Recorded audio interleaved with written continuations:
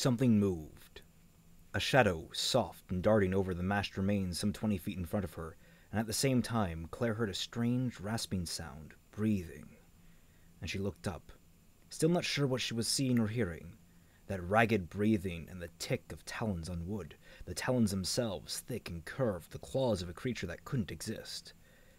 Big, the size of a full-grown man, but the resemblance ended there, and it was so impossible that she could only see it in pieces, her mind struggling to put them together. The inflamed, purplish flesh of the naked, long-limbed creature that clung to the ceiling, the puffed, grey-white tissue of the partially exposed brain, the scar-rimmed holes where the eyes should have been. Not seeing this. The creature's rounded head dropped back, and the wide jaw opening, a ropey stream of dark drool pouring out and splattering over what was left of the cup. It extended its tongue, alien pink, the rough surface shimmering wetly as it slithered down, and out, and out. The snaking tongue uncoiled, whipping from side to side, so long that it actually trailed through the ripped flesh of the corpse. The creature opened its mouth again, and screamed.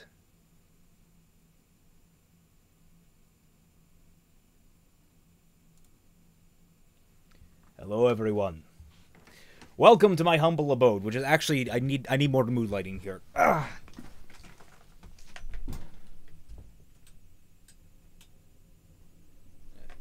That's the best we're going to get.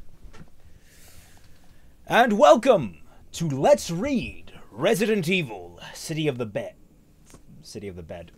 And also, I'm not doing the right voice.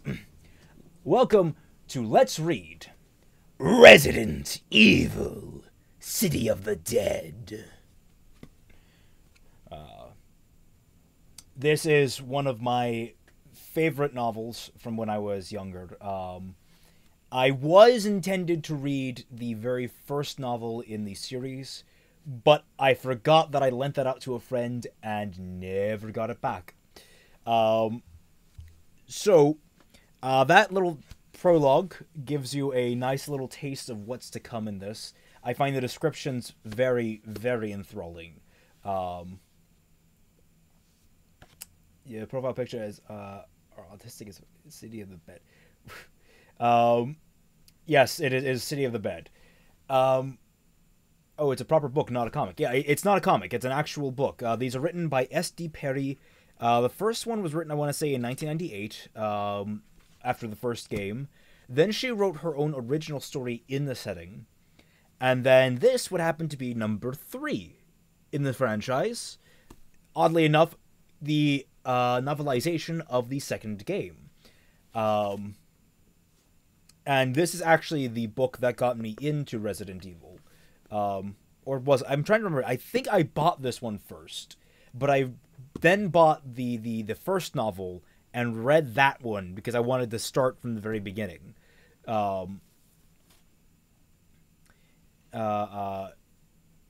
The fun fact about this series is that the very first book in it, the Resident Evil, The Umbrella Conspiracy, gave me nightmares as a child. And so I actually had to keep it here in the study while I slept in my room over that way. And so, what is it? Like The Merchant of Venice or Death in Venice? Why, though? Why is it the title, is the title Death in Venezia? Are you fucking kidding me? It takes place in Italy. So, Maxim Circuit, what are you talking about? How many books have they made? This, I want to say like 9? 1 minute, I'm gonna go check. I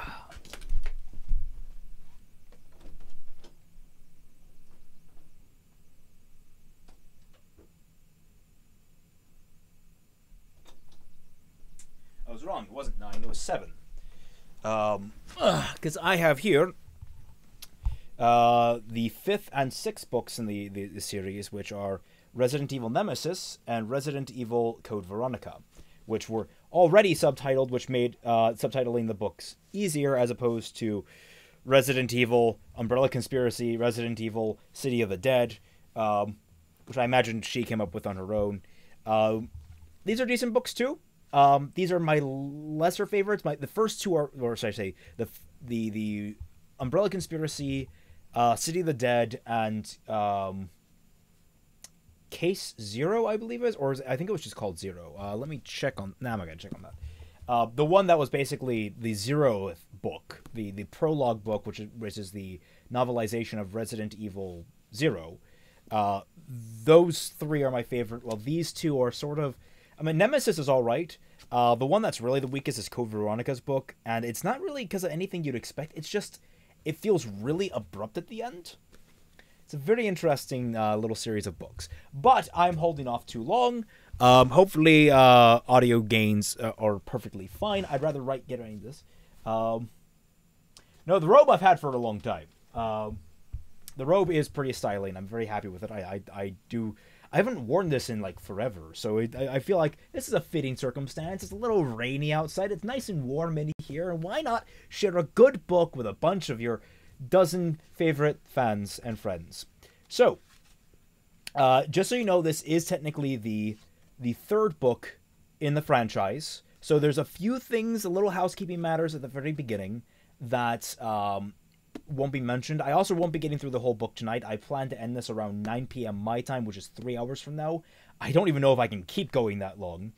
I'm probably going to be reading this outside of my normal accent, because when I learned how to read out loud, like reading off scripts is actually really difficult for me sometimes, because I naturally want to go into what I did when I used to sing. And I sang in high school, I had to use a different accent because I needed to mesh up with my colleagues.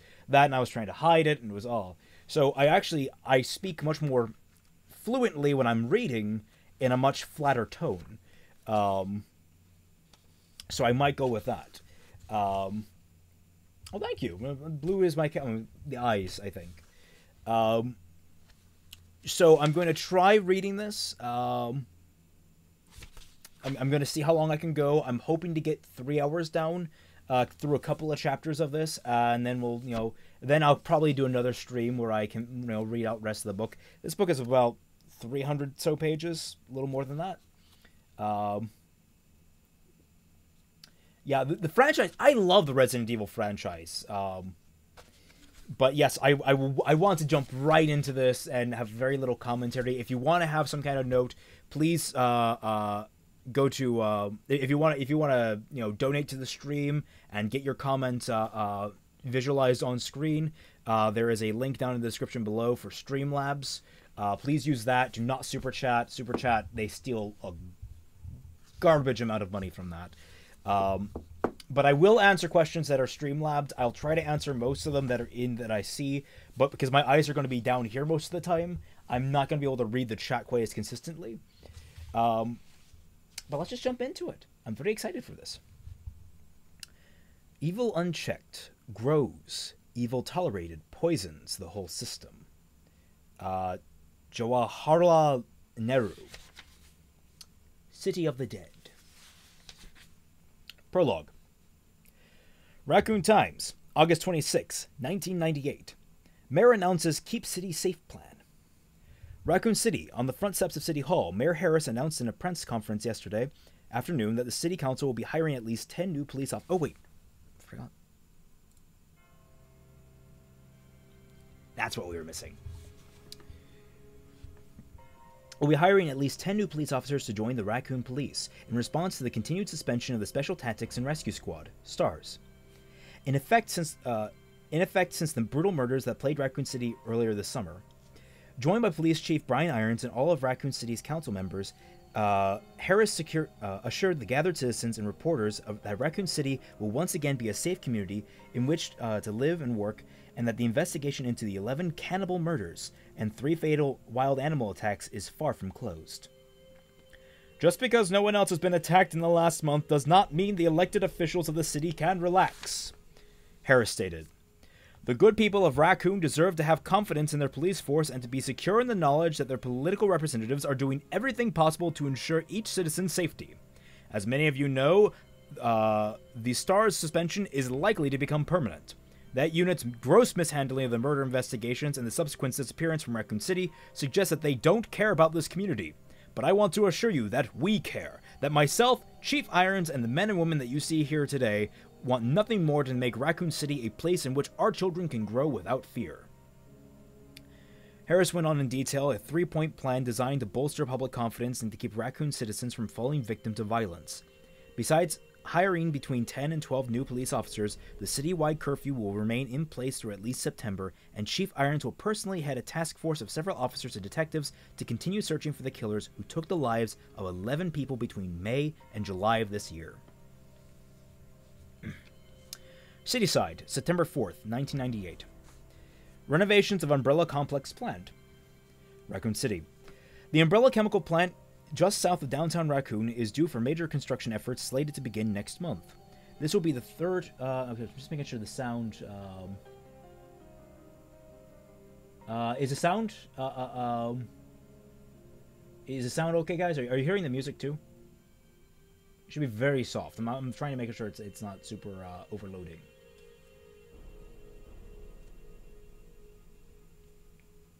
Guys, hello? Is this stream live?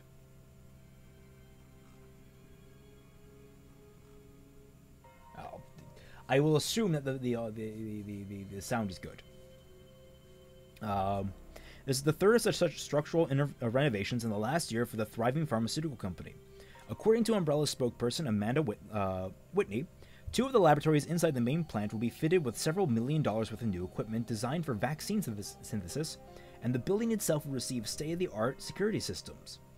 In addition, all of the connected offices buildings will be upgrading computers over the next several weeks, but this will be a problem for downtown traffic?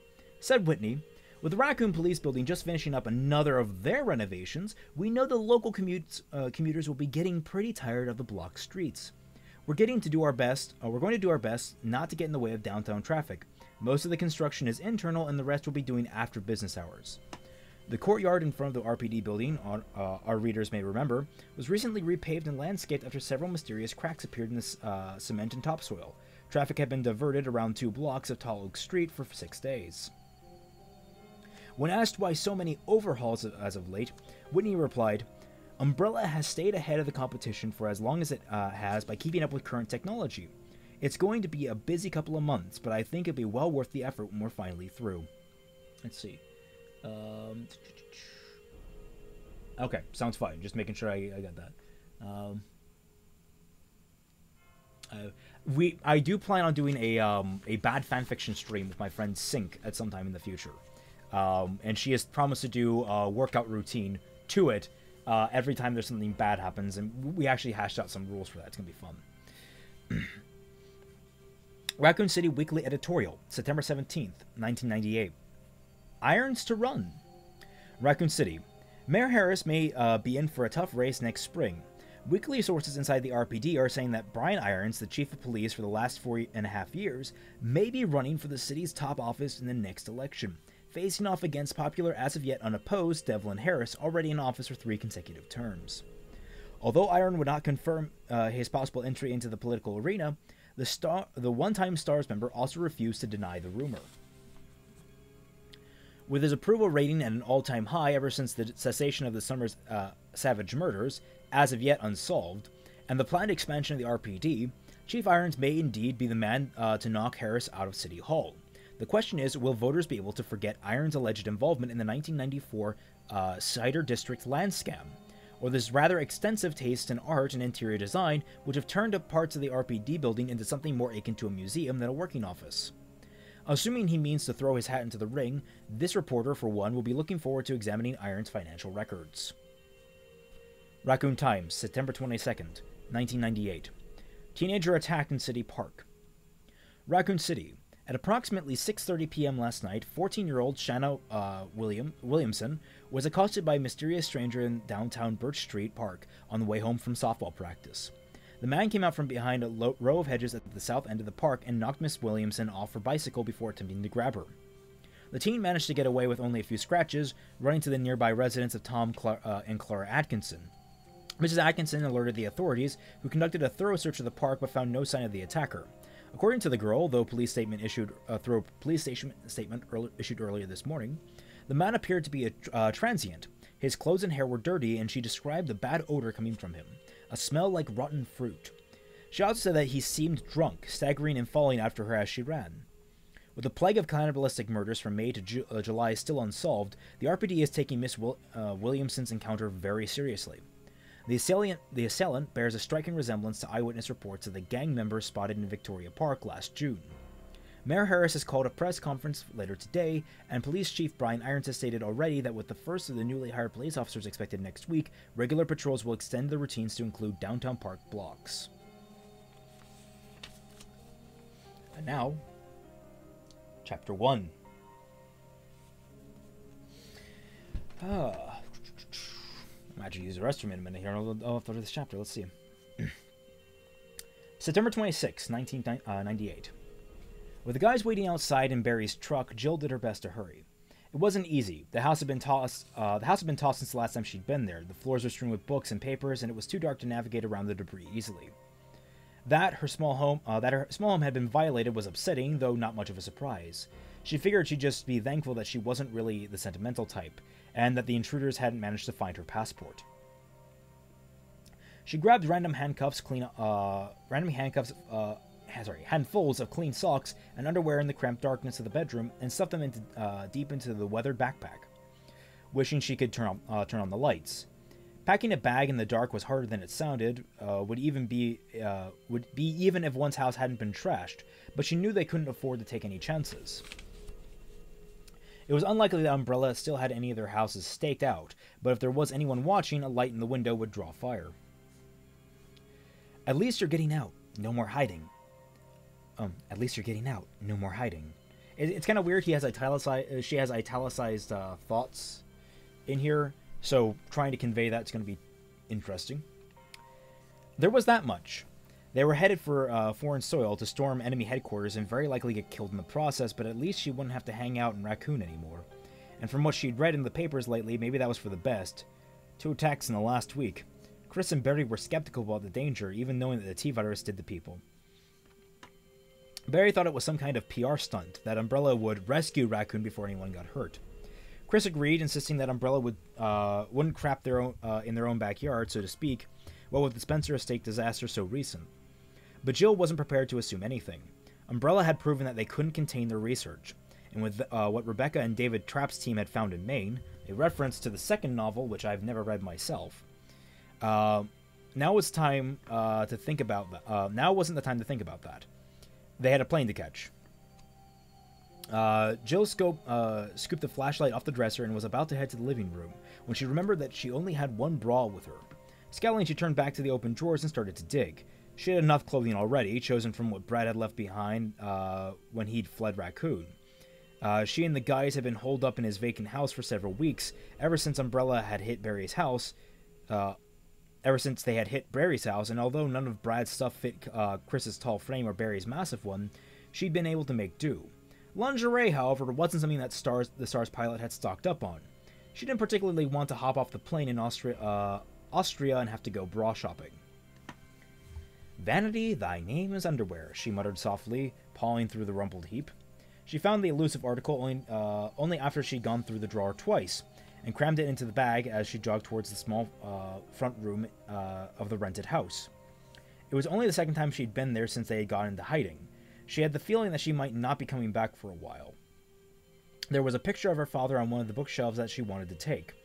Stepping nimbly through the dark clutter, she hooded the flashlight with one hand and trained the narrow beam in the corner where the shelf had been. The Umbrella team had knocked the whole thing over, but apparently hadn't bothered to go through the books themselves. God only knew why they had been looking for in the first place. Clues as to where the renegade stars were hiding, probably. After the attack at Barry's house and the disastrous mission in Caliban Cove, she no longer had any illusions about Umbrella simply ignoring them. Jill spotted the book she wanted and rather luridly placed it, a rather lurid-looking paperback entitled Prison Life. Her father would have laughed. She picked it up and rifled through the pages, stopping when the light fell across Dick Valentine's crooked grin. He'd sent the picture along with one of his more recent letters, and she'd tucked it into the book so that she wouldn't lose it. Hiding important things was a habit she'd gotten into young, one that that had just paid off yet again. She let the book drop and the need to hurry suddenly forgotten as she gazed down at the photo. A faint smile played across her lips. He was probably the only man she knew who looked good in the bright orange jumpsuit of a maximum security pen. For just a moment she wondered what he'd think of her current predicament. In a roundabout way, he was responsible, at least for her getting involved with the stars in the first place. After he'd been sent up, he'd urged her to get out of the business, even saying that he had been so wrong to train her as a thief. So I take a legit job, actually working for society instead of against it, and people in Raccoon start dying. The stars uncover a conspiracy to create bioweapons with a virus that turns living things into monsters. Obviously nobody believes us. The stars can't be bought by Umbrella, or either discredited or eliminated. So we go underground, try to dig up proof and come up empty-handed as Umbrella continues to screw around with their dangerous research and more good people are killed. Now we're off on what will probably be a suicide mission to Europe to see if we can infiltrate a headquarters with a multi-billion-dollar corporation and stop them from destroying the goddamn planet. What would you think, I wonder? Assuming you'd even believe such a fantastic tale, what would you think? You'd be proud of me, Dad, she whispered, scarcely aware that she'd spoken aloud, and not too sure if it was the truth. Her father wanted her to see her in less perilous line of work, and compared to what she and the other ex-stars were currently up against, burglary was about as dangerous as accounting. After a long moment, she carefully placed the photo into a pocket of the backpack and looked around at the broken remnants of her small home, still thinking about her father and what he'd say about the strange path that her life had taken. If things went well, maybe she'd be able to ask him in person.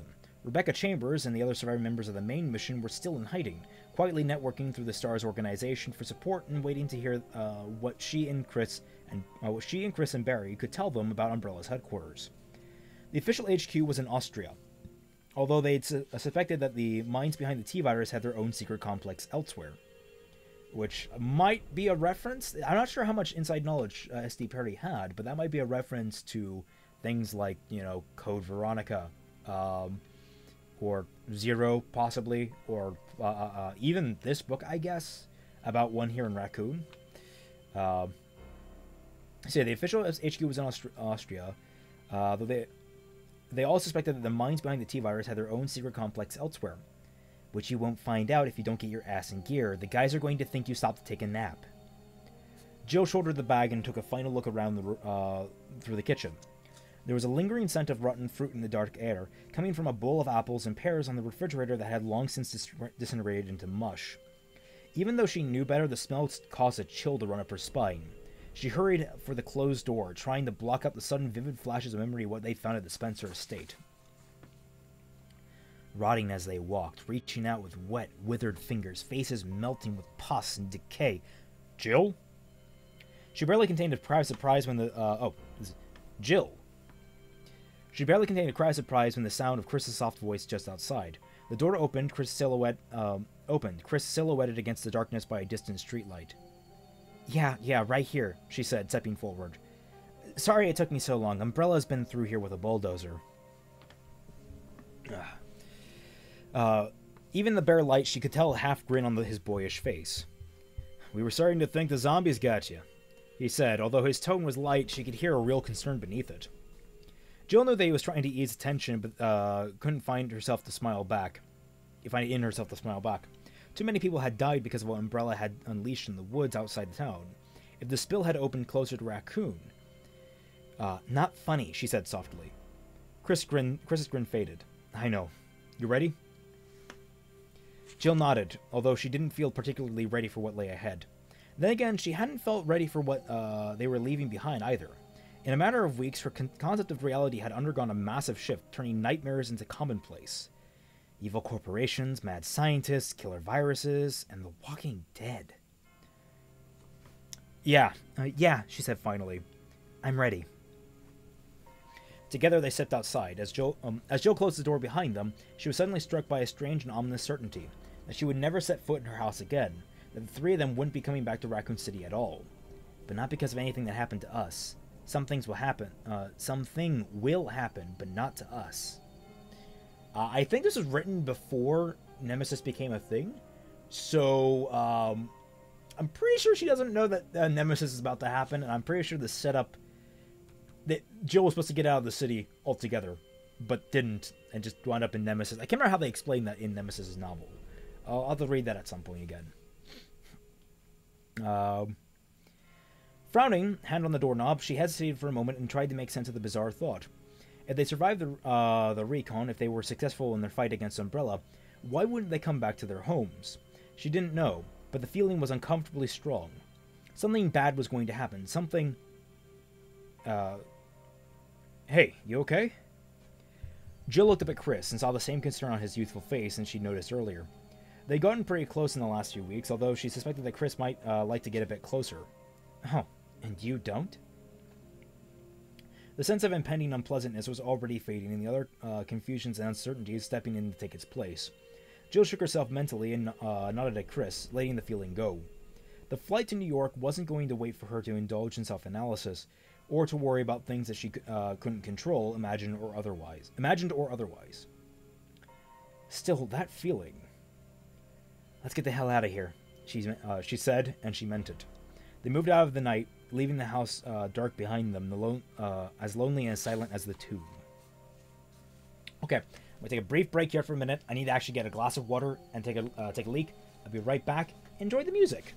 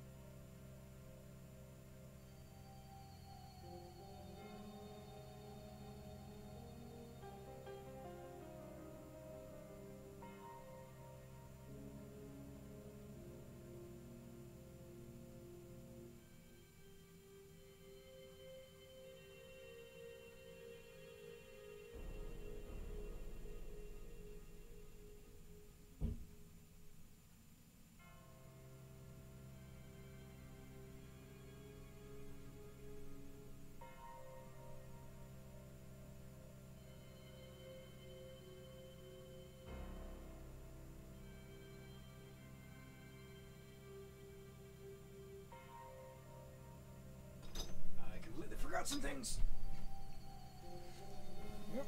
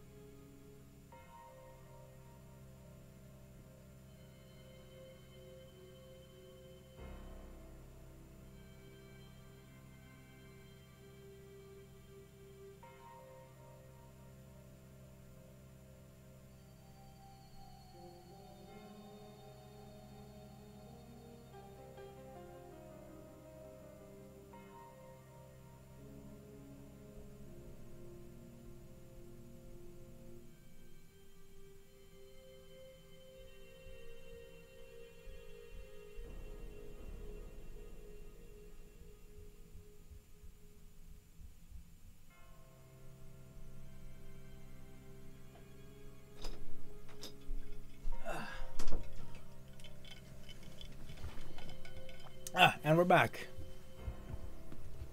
Let's see. Sorry about the delay there. So let's see some of the comments. Hey, bras are important. Yeah, bras are important. Like, that's the big thing is, like, I've written a lot of female characters, and in order to do so, I've talked with a lot of women. Bras happen to be very important. You don't want to go into a fight without one. A sports bra for a fight, for basically running from the cops. You want something supporting it, because elsewise you got these big juggly things that are slapping you in the face. I bet McNeil has a nice personality. No, I'm a complete asshole.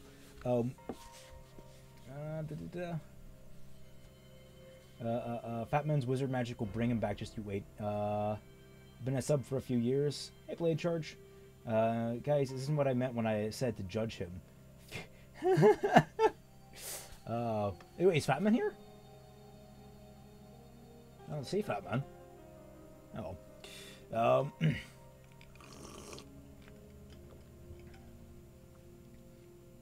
Okay. Chapter 2. And we're finally getting to the main characters of the novel. October 3rd, 1998. Twilight had settled across the mountains, painting the jagged horizon in shades of purple, a purple dusk. The winding blacktop snaked through the gathering darkness, surrounded by shadowed hills that towered into the cloudless sky, stretching towards the first faint glimmers of starlight. Leon might have appreciated... Oh, I also forgot to say, if anyone has this book, feel free to crack it out and read along. It'd be fun to have someone reading with me. I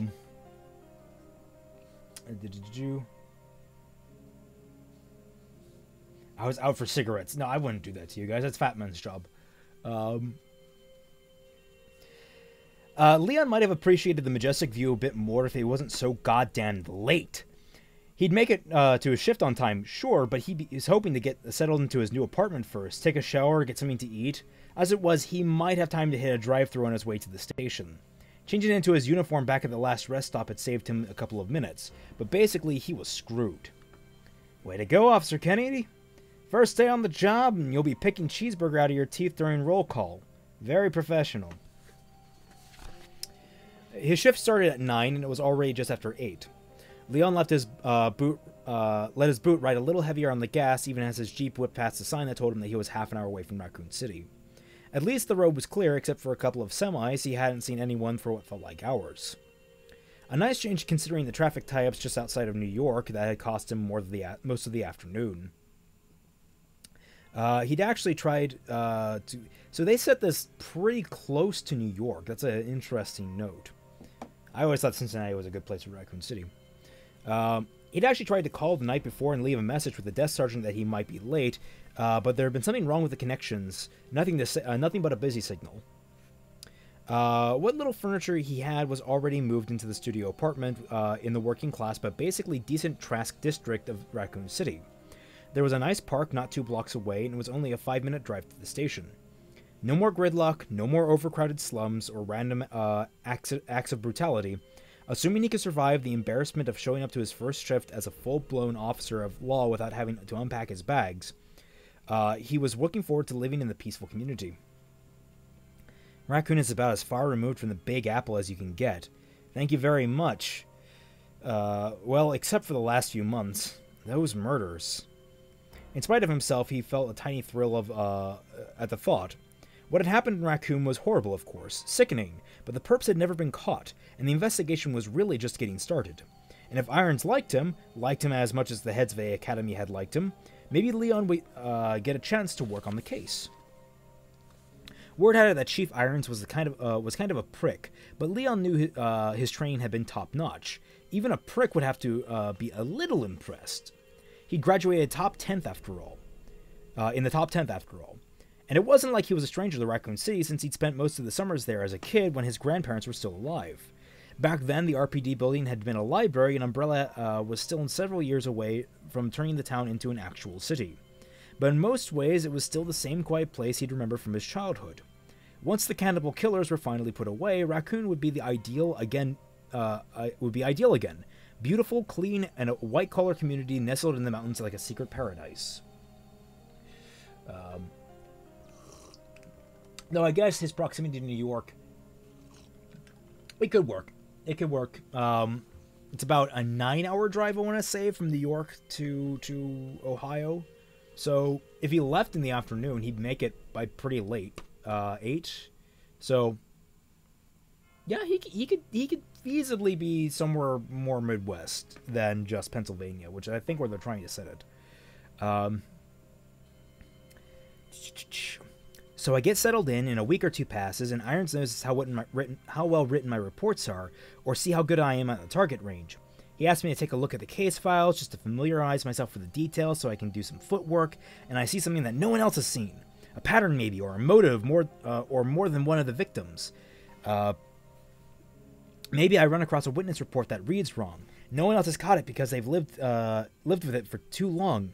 And this rookie cop just comes along and cracks the case. Not a month out of the academy, and something ran in front of the Jeep. Jesus! Leon hit the brake and swerved, shocked out of his daydream as he struggled to control the vehicle. The brakes locked and he was a screech of rubber that sounded like a scream. The Jeep half turned to face the darkening trees that lined the road, and came to a stop on the shoulder, dying after a final lurching jolt.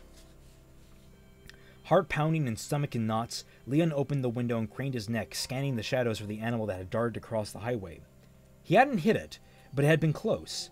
Some kind of dog, and he didn't get a clear look. A big one, anyway. A shepherd or maybe an oversized Doberman. But it had looked wrong, somehow. He'd only seen it for a split second, a flash of glowing red eyes and a lean wolfish body. And there was something else that had seemed kind of... slimy? No, trick of the light, or you were just so shit scared that you saw it wrong. You're okay, and you didn't hit it, that's the important thing. Jesus, he said again, softer this time, feeling both relieved and suddenly quite angry at the adrenaline leaking out of his system. People who let their dogs run loose were idiots, claiming they wanted their pets to be free, and then acting surprised when Fido got squashed by a car. The Jeep had come close to a stop after a few feet away from the road sign that read Raccoon City 10. He could just make out the lettering in the growing shadows. Leon glanced at his watch. He still had almost half an hour to get to the station, plenty of time, but for some reason he simply sat for a good moment, closing his eyes and breathing deeply. Cool, pine-scented air breezed across his face, the deserted stretch of road seeming almost unnaturally quiet. As if the landscape was holding its breath, waiting. Now that his heart had resumed a more normal pace, he was surprised to find that he still felt unsettled, even anxious. The murders in Raccoon. Weren't a few of those people killed by animal attacks? Wild dogs or something? Maybe that wasn't someone's pet dog after all. A disturbing thought, and even more disturbing was the sudden feeling that that the dog was still close by, maybe watching him from the darkness of the trees. Welcome to Raccoon City, Officer Kennedy. Watch out for things that may be watching you. Don't be an asshole, Leon mumbled to himself, and felt a little bit better at the sound of his own nonsense, his no-nonsense adult tone of voice. He often wondered if he would ever outgrow his imagination. Daydreaming like a kid about catching bad guys and inventing killer dog monsters lurking in the woods. Let's try to act our age, eh, Leon? You're a cop, for God's sake. A grown-up. The fact that he still calls himself a grown-up is mildly amusing to me. Oh, and yeah, this is the reason I fell in love with Leon Kennedy as a character. This is like the best version of his character. And I thought the new remake was really great with it.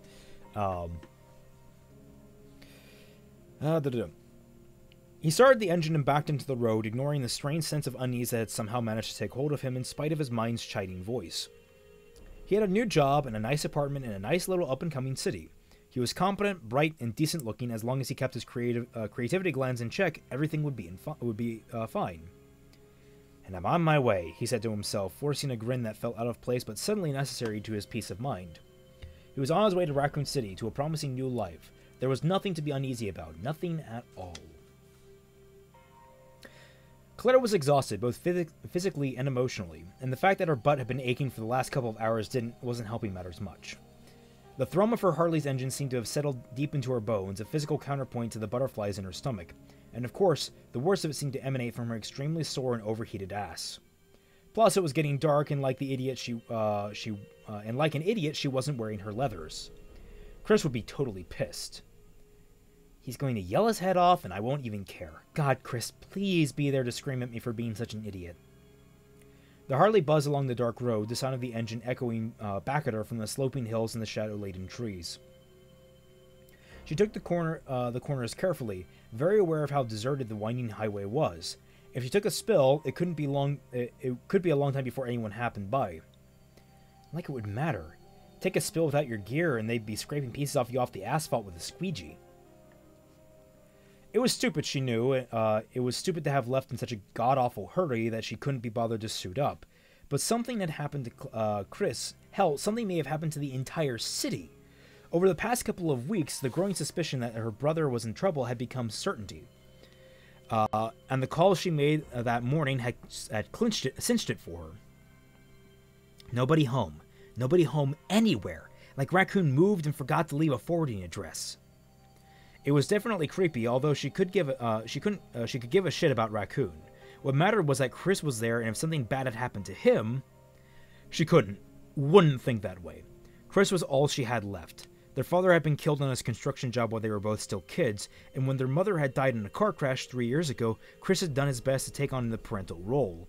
Even though he was only a few years older, he'd helped her pick a college, find a decent therapist.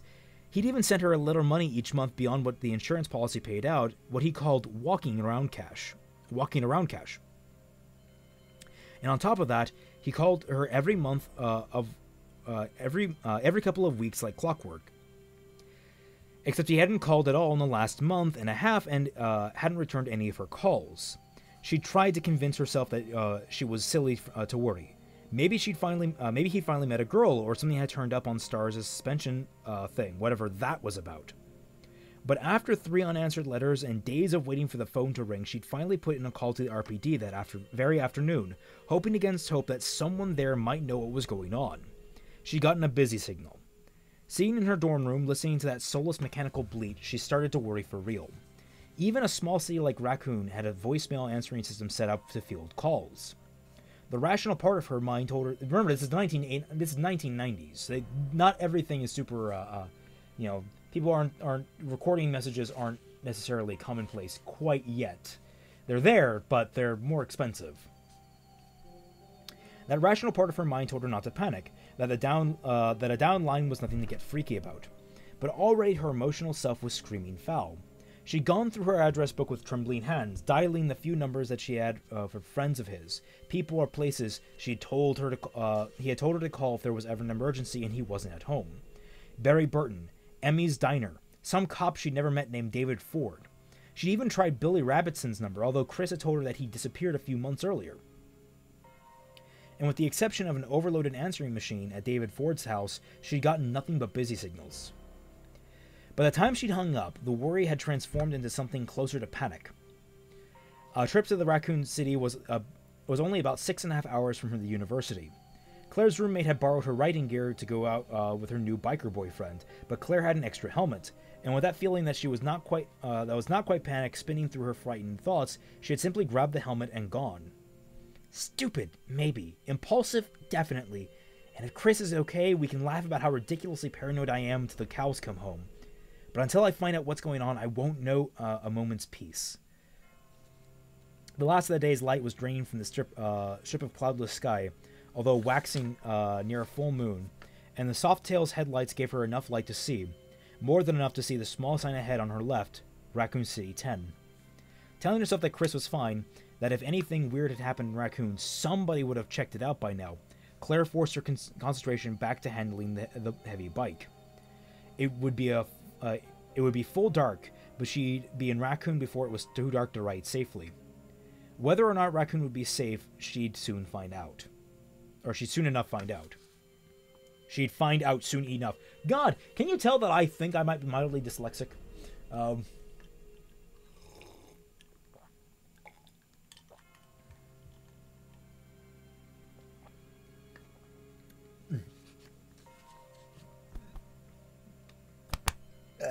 Get the water out.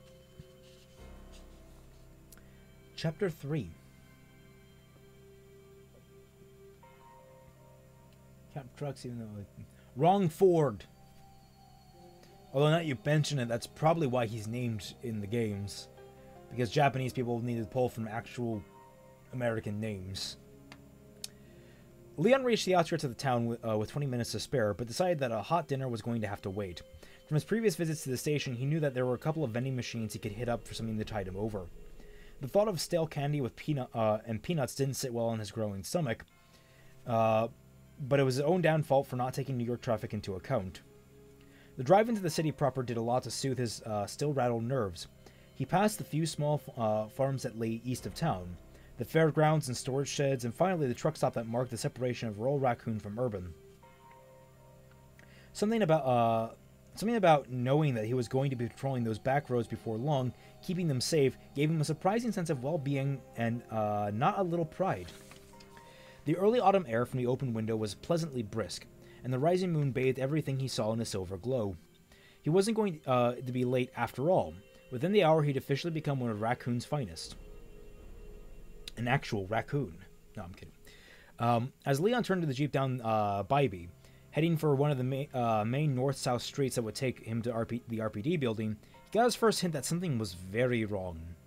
In the first few blocks, he was mildly surprised. By the fifth, he found himself slipping towards a state of shock. It wasn't just strange, it was impossible. RWBY was the first real city street coming from the east where the buildings outnumbered empty lots.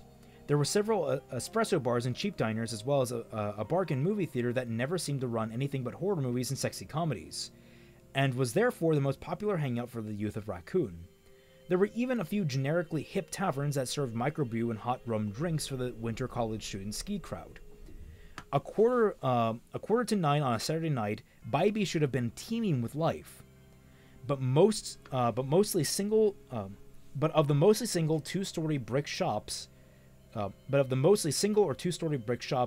restaurants that lined the streets, Leon saw that almost all were dark, and in the few that still boasted some light, it didn't look like there was anyone inside.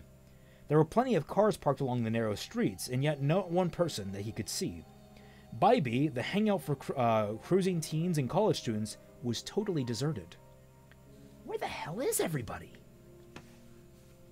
His mind grasped for an answer as he crept down the silent street, searching desperately for a reason, and for some way to alleviate the sweating anxiety that had once again settled over him. Maybe there was some kind of an event going on, a church function, like a spaghetti feed, or perhaps Raccoon had decided to take up Oktoberfest tonight, and tonight was the big kickoff. Yeah, but everybody at the same time? It'd have to be one hell of a party. It was then that Leon realized he also hadn't seen a single car on the road since he had had the scare with the dog 10 miles out of town. Not one. And with the thorough, unsettled realization came the next, less dramatic but distinctly more immediate. Something smelled bad. In fact, something smelled like shit. Geez, dead skunk. And apparently it threw up on itself before dying. He'd already slowed down the jeep to a crawl and had planned to take a left on Powell just a block ahead, but that horrible smell and the total absence of life were giving him a serious case of the creeps. Maybe he should stop and check things out, look around for some sign of... Oh, hey.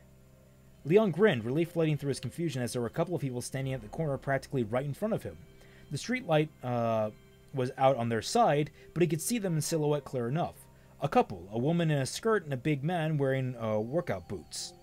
As he got closer, he could see by the way they moved, heading south on Powell, that they had to be monumentally drunk. Both of them staggered into the shadows cast by an office supply store and out of sight, but he was going in that direction anyways. No harm in stopping to ask what was going on, was there? Must have come out of O'Kelly's. A pint or two too many, but as long as they're not driving anywhere, fine by me. Am I going to feel stupid when they tell me that tonight's the big free concert? No. Or the all-you-can-eat town barbecue? Almost giddy with relief, Leon turned the corner and squinted into the heavy shadows, looking for the pair. He didn't see them, but there was an alley tucked away between some supply stores and a jewelry shop. Maybe his two drunk friends had ducked into the bathroom for a bathroom break or something even less legal. Shit! Leon slammed on the brake as a half-dozen dark shapes fluttered from the street, caught in the Jeep's headlight as a giant whirling leaves. Startled, it took him a second to realize what he was seeing. Birds. They didn't cry out, although he was close enough to hear the brushing of their dry wings as they took off to the air. Crows, enjoying a late-night feast of roadkill, what looked like... Oh my god! There was a human body in the middle of the road, 20 feet in front of the Jeep. Face down, but it looked like a woman, and judging from the liquid red stains that covered most of her once white blouse, it wasn't some beer-happy college student who decided to take a nap in the wrong place. Night, Romulus. You guys, if you think that anyone else would be interested in this, spread it around. I'd be happy to have more of a crowd. You guys aren't lovely. You guys are absolutely wonderful. Hit and run.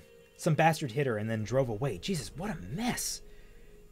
Leon killed the engine and was half out the door before his racing thoughts caught up to him. He hesitated 1 foot on the asphalt, the stench of death heavy in the cool air, still air. His mind had latched onto an idea that he didn't want to consider, but he knew that he had better. This wasn't some training exercise, this was his life. What if it's not a hit and run? What if there's no one around because some psycho gunman decided on a little target practice? Everyone could be inside, laying low. Maybe the RPD's on the way, and maybe those drunks weren't drunks. They could have been shot and were trying to get help. He leaned back into his Jeep and fumbled under the passenger seat for his graduation gift, a Desert Eagle 50 AE Magnum with custom 10-inch barrel, Israeli export. His father and uncle, both cops, had gone in together on it. Not a standard issue for the RPD, in fact much more powerful. As Leon grabbed the clip from the glove box and slammed it in, "It's a magazine, Perry, it's a magazine!" Sorry, gun nut a little bit. Nah, I love you, Thomas. You just messaged me on Steam in the middle of streams, which is kind of rude. But, yeah, I can forgive. I can. Doesn't mean I do. No, I forgive you. Not standard issue for the RPD, blah, blah, blah, blah. As Leon grabbed a clip from the glove box and slapped it in, feeling the solid weight of the weapon in his slightly unsteady hands, he decided it was the best present he had ever received. He stuffed 2 more clips into the belt pouch on a general principle. Each only held about 6 rounds. Pointing the loaded magnum at the ground, he stepped out of the Jeep and took a quick look at his surroundings. He wasn't all that familiar with Raccoon at night, but he knew that it shouldn't be as dark as it was. Several of the streetlights farther along Powell were either shot out or simply not on, and the shadows past the blood-soaked body were thick. If not for the Jeep's headlights, he wouldn't have even been able to see that. He edged forward, feeling horribly exposed as he left the relative cover of the Jeep, but aware as she could still be alive. It didn't seem likely, but he had to at least check. At a few steps closer, and he could see that it was definitely a young woman. Lank red hair obscured the face, but the clothes were right, denim pedal pushers and flats. The wounds were mostly hidden by the bloody shirt, but there seemed to be a dozen ragged holes in the wet cloth, exposed, torn, glistening flesh, and the crimson of muscle behind. Swallowing heavily, Leon quickly switched the gun to his left hand and crouched down next to her. The cool, clammy skin yielded easily beneath his fingertips as he touched her throat, pressing his first 2 fingers against the carotid. The carotid. I don't know how to pronounce that. A few seconds passed, seconds that made him feel horribly young and afraid as he tried to remember procedure for CPR and prayed at the same time that he would feel a pulse. 5 compressions, 2 short breaths, keep my elbows locked, come on, please, don't be dead. He couldn't find it, and didn't want to wait for 1 more second. He tucked the magnum into his belt and grabbed her shoulders to turn her over to check for breathing, but as he started to lift, he saw something that made him lay her down again, his heart twisting, a twisting knot in his chest. The victim's shirt had pulled out of her pants enough for him to see that her spine and part of her rib cage were exposed. The still fleshy knobs of vertebrae shining and red, the narrow curve of ribs disappearing into the masses of shredded tissue. It was like she'd been knocked down and chewed on. Information that Leon had disregarded as unimportant suddenly registered, and even as the few facts he had clicked into place, he felt the first inky tendrils of real fear slither into his mind. The crows couldn't have done this. It would have taken them hours. And who the hell would have heard crows flocking after dark to eat? And that shit smell? It's not coming from her. She died recently, and... Cannibal murderers. No. No way. For that to happen, for a person to have killed and then partially devoured on a city street, and no one to stop it, and with enough time to pass for scavengers to come and for that to happen, the killer would have to slaughter most, if not all, the population. Doesn't seem likely. Fine. Then what's that smell, and where is everyone? Behind Leon there was a low, soft groan, a shuffling footstep, and another sound. A wet sound. It took him barely a second to stand and turn, hand instinctively snatching for the magnum. It was the couple, the drunkards, staggering towards him, and they'd been joined by a third, a beefy-looking guy with blood all over his shirt, and his hands and dripping out of his mouth, a rubbery red mound set into his pasty, rotting face like an open sword. The other man, the big man with work boots and suspenders, looked much the same, and the V of the blonde woman's pink blouse revealed cleavage that spotted with darkness, with what appeared to be mold. The trio stumbled towards him, past his jeep, raising pale hands as they emitted moaning, hungry wails. Some dark fluid gargled out of the beefy man's nose and ran across his moving lips. And Leon was overwhelmed by the understanding that this terrible, shitty smell was decayed flesh, and it was coming from them. And there was another one, stepping out from a door across the street, a young woman in a stained t-shirt, hair tied back from a slack and mindless face.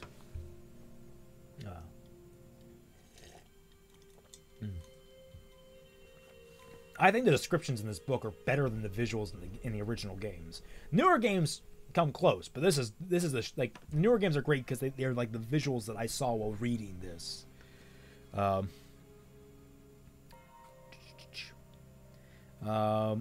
groan rose from behind him. Leon shot a look over his shoulder and saw a youth with dark hair and rotting arms shamble out from the sidewalk darkness of an awning shadow. Leon raised his magnum and aimed at the closest man with the suspenders. While his instincts screamed for him to run, he was terrified, but his trained logic continued to insist that there was an explanation for what he was seeing, that he was not looking at the Walking Dead. Control. Procedure. You're a cop. All right, that's far enough. Don't move. His voice was strong, commanding, and authoritative, and he was wearing his uniform, and God, why wouldn't they stop? The man in suspenders moaned again, blind to the weapon pointing at his chest, and still flanked by the others, now less than 10 feet away. Don't move! Leon said again. The sound of his own panic made him back away up a step, darting his gaze left and right, seeing that there were still more of the wailing, lurching people coming out of the shadows. Something grabbed his ankle. No! He shouted, whipping his gun around, and saw that the corpse of the hit-and-run victim was scrambling at his boot with one blood-crusted hand, working to drag her crippled body closer. Her grasping cry of frantic hunger rose to join the others as she tried to bite onto his foot, bloody smears of saliva drooling off her abraded chin, dripping onto the leather.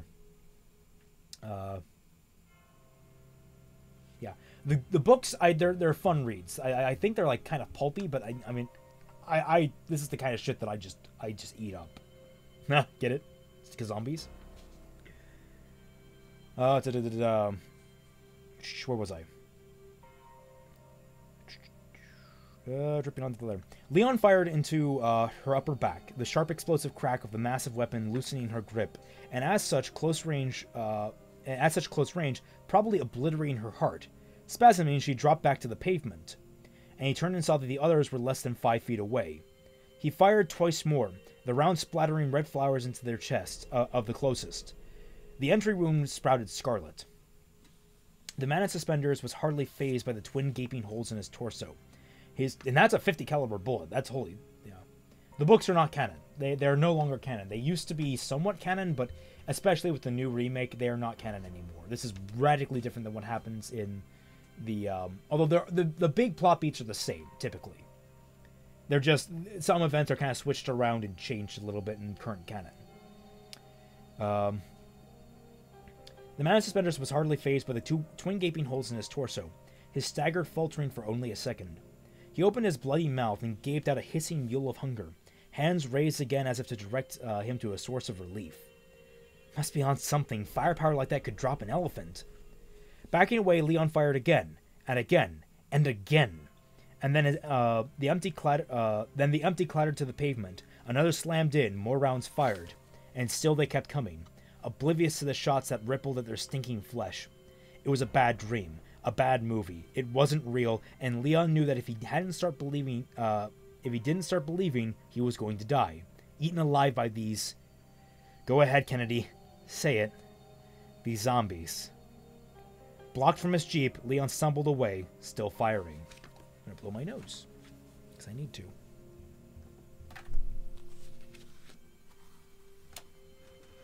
How are you all enjoying it so far? Am I clear enough to hear? Do I sound quality for you?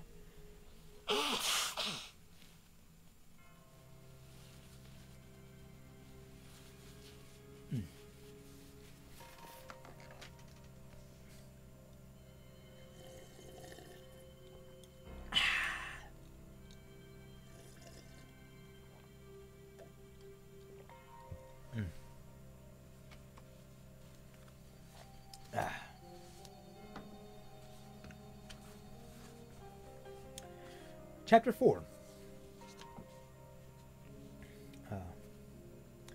So much for the nightlife. So much for the nightlife. This place is Deadsville. Claire had seen a couple of people wandering around as she pulled into Raccoon, though not nearly as many as there should have been. In fact, the place seemed to be spectacularly deserted. The helmet blocked out a lot of visual evidence, but there was definitely a lack of business going on at the east end of town. A lack of traffic as well. It struck her as weird, but considering the disaster she'd been imagining all afternoon, not all that ominous. Raccoon still existed, at least, and she had headed for the 24-hour diner off Powell. And as she headed for the 24-hour diner off Powell, she saw a fairly large group of partiers walking down the middle of the street. Drunken frat boys, if she'd remembered her last visit clearly. Obnoxious, but hardly the horsemen of the apocalypse. I'm inexplicably dubbed in Turkish. Okay. Is that a reference to Turkish Star Wars? No bombed out ruins, no dying fires, no air raid sirens. So far, so good.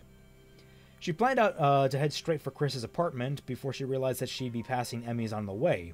Chris couldn't cook worth a damn. Consequently, he lived on cereal, cold sandwiches, and dinner at Emmy's about 6 nights a week.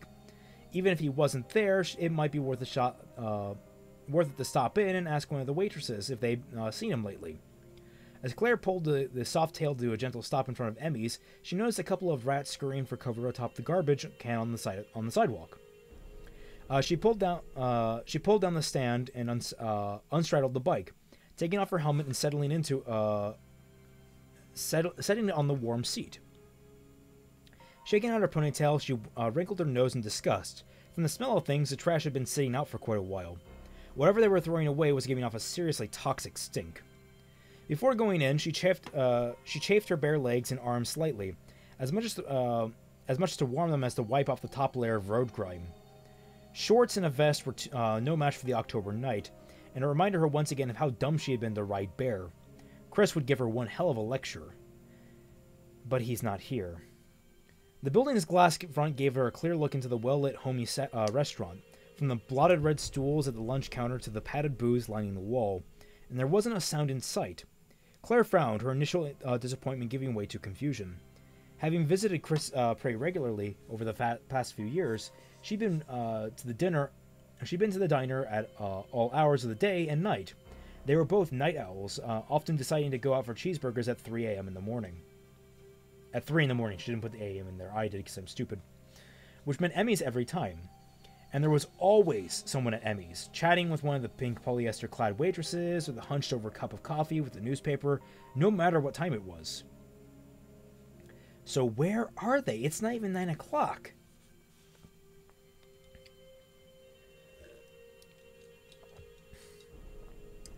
The sign said open, and she wasn't going to find out standing in the street. With a last glance at her bike, she opened the door and stepped inside. Taking a deep breath, she called out hopefully. "Hello? Is anyone there? Here. Anyone here?" Her voice seemed somehow flat in the muted silence of the empty restaurant. Except for the soft hum of the ceiling fans overhead, there wasn't a sound. There was a familiar smell of stale grease in the air, but something else too. A scent that was bitter yet soft, like rotting flowers. The restaurant was L-shaped, booths stretching off in front of her and to the left. Walking slowly, Claire headed straight. At the end of the lunch counter was a wait station, and past that was the kitchen. If Emmy's was open, the staff would probably be hanging out there, maybe as surprised as she was that there were no customers. Except that wouldn't explain the mess, now would it? It wasn't a mess exactly. The disorder was subtle enough that she hadn't noticed it from the outside. A few menus on the floor, an overturned water glass on the counter, a couple of randomly strewn pieces of silverware were the only signs of something amiss, but they were enough. Scoot my chair a little bit so I can lean back a little more comfortably. Wish I could lock my chair in place. It's rolly. To hell with checking out the kitchen. This is too weird. Something is seriously fucked up in this city. Or maybe they got robbed, or maybe they're setting up for a surprise party.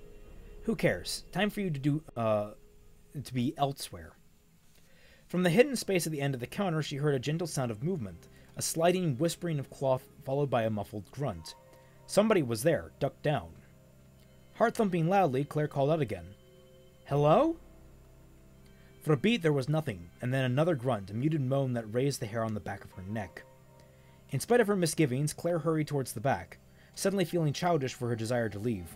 Maybe there had been a robbery. Maybe the customers had been tied up and gagged, or maybe worse, so badly injured they couldn't cry out. Like it or not, she was involved. Claire reached the end of the counter, pivoted left, and froze. Eyes wide, feeling as though she had been physically slapped. Next to a cart loaded with trays was a balding man dressed in a cook's whites, his back to her. He was crouched over the body of a waitress, but there was something very wrong about her, so wrong that Claire's mind couldn't quite accept it at first. Her shocked gaze took in the pink uniform of the walking shoes, even the plastic name tag still pinned to the woman's chest that looked like Julie or Julia. Her head. Her head is missing. Once Claire realized what was wrong, she couldn't force herself to unrealize it, as much as she wanted to. There was only a pool of drying blood where the waitress's head should have been, a sticky puddle surrounded by fragments of skull and dark mashed hair and chunks of miscellaneous gore. The cook had his hands over his face, and as Claire stared in horror at the headless corpse, he let out a low, pitiful wail. Claire opened her mouth, not sure what would come out. To scream, to ask him why, how, to offer to call for help. She honestly didn't know, and as the man turned to look up at her, hands dropping away, she was stunned to hear that nothing came out at all. He was eating the waitress. His thick fingers were clotted with dark bits of tissue. The strange and alien face he raised into view was smeared with blood. Zombie. A child of late-night creature features and campfire stories, her mind accepted it in a split second it took for her to think of it. She wasn't an idiot. And that's what I love about Claire. She's like, oh yeah, no, that's a zombie. I'm not beating around the bush. That's a zombie.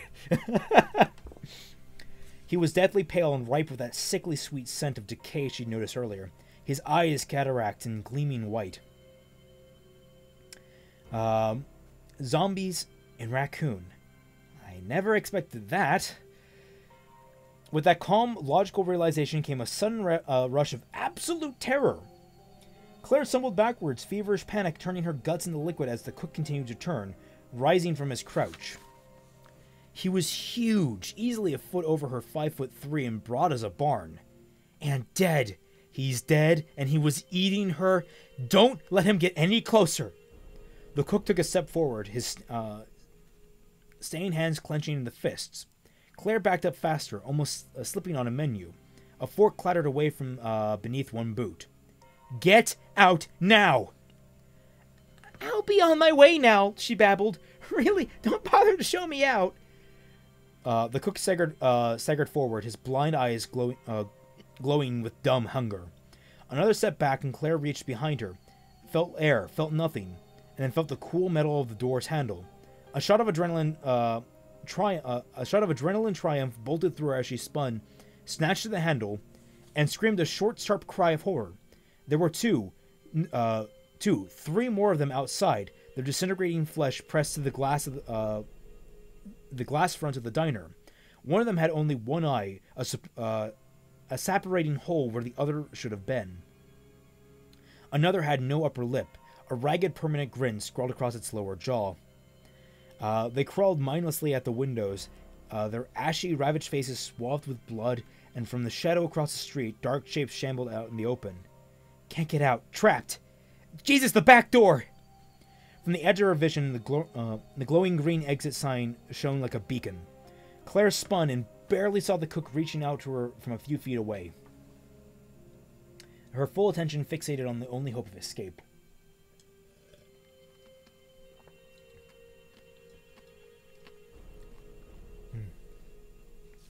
She ran, booths whipping by in a flash of unseen color, her arms pumping for speed. The door opened out in an alley, and she was going to hit it running. And if it was locked, she was screwed. Claire slammed into the door and it flew open, crashing into the brick wall of the alley. and there was a gun pointed at her face, the only thing that could possibly have stopped her at that second, a man with a gun. She froze, raising her arms instinctively as if to ward off a blow. "Wait! Don't shoot!" The gunman didn't move, the deadly-looking weapon still aimed on her head. "Gonna kill me." "Get down!" The gunman shouted, and Claire dropped to her knees, buckling as much from the command as the cold fingertips suddenly groping at her shoulders. Boom! Boom! The gunman fired, and Claire snapped her head around and saw the dead cook falling backwards from directly behind her. At least one massive hole now in his forehead. Sluggish spurts of blood jetted from the wound, white eyes filming over with red. The fallen corpse twitched once, twice, and stopped moving.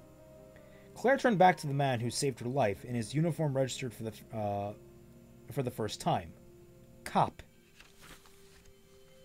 He was young, tall, and almost as terrified looking as she felt.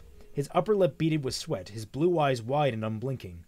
His voice, at least, was strong, and sure as he reached down to help her up. We can't stay out here. Come with me. We'll be a lot safer at the police station. As he spoke, she could hear a closing chorus of gaping moans from the street, the wails of hunger growing louder. Claire let herself be pulled up, gripping his hand tightly, taking a small comfort in the fact that his fingers were as feverish and as shaky as hers. They ran, dodging dumpsters and heaps of flattened boxes, chased by echoes, haunting cries as the zombies found the dark alley and started after them.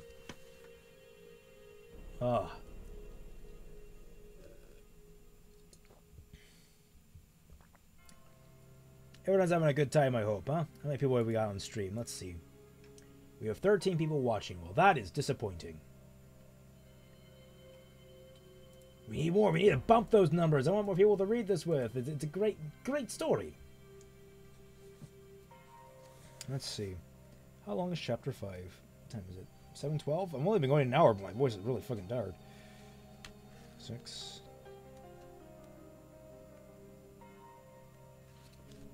Might get through chapter 7 by the looks of it by the end of this. Yeah, I could totally get through chapter 7 by the end of this. How many RWBY books are there? There are 7, as I understand it.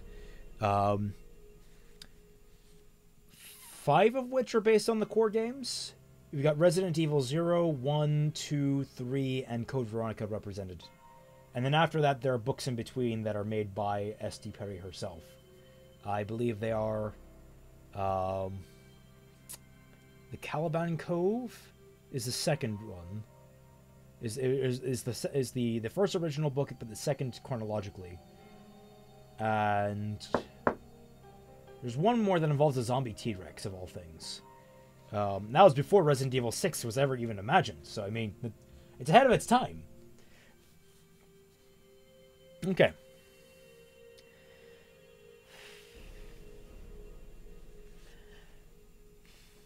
Got to get some air in me. I'm feeling a little lightheaded.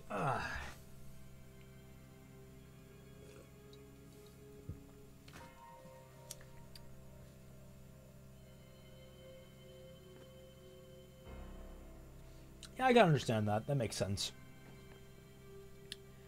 But I do have scrollback capability, so I could watch it back there. And just saying. Leon ran alongside the girl, desperately racking his memory for the city's downtown layout. I think that's the wrong use of racking. I tell you, S.D. Perry, I think I found a typo. I think it's racking with a W is supposed to be the term. Not racking with an R. The alley should lead out to Ash, not far from Oak, the RPD's street. But the station was at least another 15 blocks west. Unless they could find transportation, they weren't going to make it. He was on his last clip, 4 rounds left, and from the sounds of reverberating through the alley, there were dozens, maybe hundreds of the creatures at either end. As they reached the mouth of the alley, Leon held up his hands and slowed to a jog, scanning the dimly lit street. He couldn't see much, but from where they stood, the next streetlight, there were 11 or 12 of the creatures to the right, staggering and reeling their way through the stinking darkness. There were only 3 of them to the left, not far from... Hallelujah! There! Leon pointed at the squad car parked across the street, feeling a flush of wild hope. There were no officers in sight. That was too much to ask for. but the front doors were standing open, and 3 moaning things that roamed around nearby wouldn't reach it before he and the girl could. Even if there were no keys, there was a radio and the windshield was bulletproof. They could probably hold out against the walking corpses until help came. And it's the only chance you've got. Go! He hesitated just long enough to see the girl nod, her brown ponytail bobbing, and then they were sprinting for the black and white, the pavement a blur beneath their feet.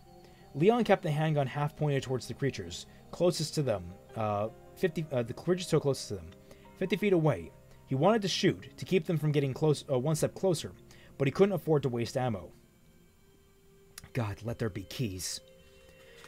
They reached the car at the same time, and split, the girl running around to the passenger side and Leon realizing with a new kind of horror that she probably thought the car was his. He waited for her to slam the door before jumping behind the wheel, a small, deeply frightened part of him screaming that this was his first day as he yanked his own door shut. A prayer answered, the keys were in the ignition. Leon dropped the Magnum onto his lap, grabbed them, feeling a wild hope once again, like there were options besides dying. Buckle up, he said, barely hearing her assessment as he turned the keys, and the flashers came on. Ash Street and the creatures that stalked it were bathed in blue and red swirls of pallid color, shadows changing form and thickness. It was a vision from hell, and he hit the gas, desperate to get away from it as fast as he could. The car spun from the curb with a squeal. Leon pulled the wheel right and then left, narrowly missing a lurching woman whose scalp had been torn half off. Even through the closed windows, he could hear the frustrated howls as they sped away, joined by the cries of many more. Backup. Call for backup. Leon fumbled for the radio, not taking his gaze off the road. The creatures were scattered but persistent, dark and shambling monsters that staggered out onto the streets as if drawn by the sound of the speeding car. As the black and white rocketed across Powell and continued on, he had to dodge several more of them. The girl was talking, staring out the desolate landscape as Leon hit the comm button on the radio, his sense of helplessness rising. No static, no nothing. What the hell is going on? I arrive in Raccoon and the whole place is going insane. Oh, that's Claire. What the hell is going on? I arrive in Raccoon and the whole place is going insane. Great. Radio's out, Leon interrupted, dropping the radio and focusing on the road. The entire city seemed like an alien world, the streets strangely shadowed. There was a dreamlike quality to it, but the smell kept him from believing that he was asleep. The stench of the diseased flesh had permeated even the interior of the squad car, making it hard to concentrate on driving. At least there was no traffic and no people. No real people. Except me and the girl. I've got to do my job here and keep her from getting hurt.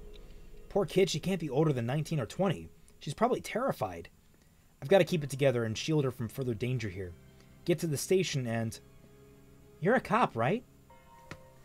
The girl's lilting but somehow sarcastic tone snapped him back out of his panicked musings. He shot a look in her direction, noting that while she looked pale, she didn't seem to be quivering on the edge of breaking down. There was even a trace of humor in her clear, gray eyes, and Leon got a sudden strong impression that this wasn't a breakdown type. A very good thing considering the circumstances. Yeah, first day on the job. Great, huh? I'm Leon Kennedy. And for the record, this was the line that I was so sad to see cut from the remake. I love this line. It's perfect for Leon. The idea, he's just sort of like, yeah, we're fucked. Claire, she said. Claire Redfield. I came here to find my brother Chris. She trailed off, staring back at the passenger seat. Staring out at the passing street. At the passenger seat. Two of the creatures were staggering into the path of the car from either side, but Leon hit the gas and had managed to drive between them. The steel mesh screen separating the back compartment was down, leaving a clear look from the rearview mirror. The two shuffling ghouls were now plodding mindlessly after them. Hungry, just like in the movies. For a moment, neither of them spoke, the obvious question remaining unspoken. Whatever had happened to turn Raccoon into a horror show didn't matter as much as how they were going to survive it. They'd be at the station in a couple of minutes, assuming the road stayed clear. There was an underground parking lot that he'd have try that first, but the gates were closed. They'd have to cover a short distance on foot. There was a small courtyard in front of the building, a park area, 4 rounds left and maybe a city full of those things. We need another weapon. Hey, open the glove box, he said, and if it was locked, there was a key on the ring that should open it. Claire tapped the button and reached inside, revealing that that the back of her pink sleeveless vest, the legend "Made in Heaven," was appliqued above a voluptuous posing angel holding a bomb. The outfit suited her. "There's a gun inside," she said, and pulled out a sleek semi-automatic. She raised it carefully and checked to see if it was loaded before digging out a couple of clips. Magazines. It was one of the RPD's old issues, a 9mm Browning HP. Since a slew of recent murders, the Raccoon police force had been carrying Heckler & Koch VP-70s, another 9mm. The difference was that the Browning could only hold 13, while the newer issues held 18 rounds, 19 if you kept one chambered. From the way she handled it, Leon could tell that she knew what she was doing. "Better take it with you," he said. The RPD kept a decent arsenal. Assuming that there were still cops around, he could pick up his assigned weapon, and why are you assuming anything? As Leon looked at the corner of Ash and 3rd a little too quickly, he realized the realization finally hit him that the station itself might be crawling with corpses. Everything was happening so fast, he just hadn't considered the possibility. He straightened out the car and let up on the gas, trying to come up with an alternate plan as calmly and rationally as he could. Maybe there was an organized defense at the station, but it wasn't easy to feel hopeful with the stink of decay so heavy in the air.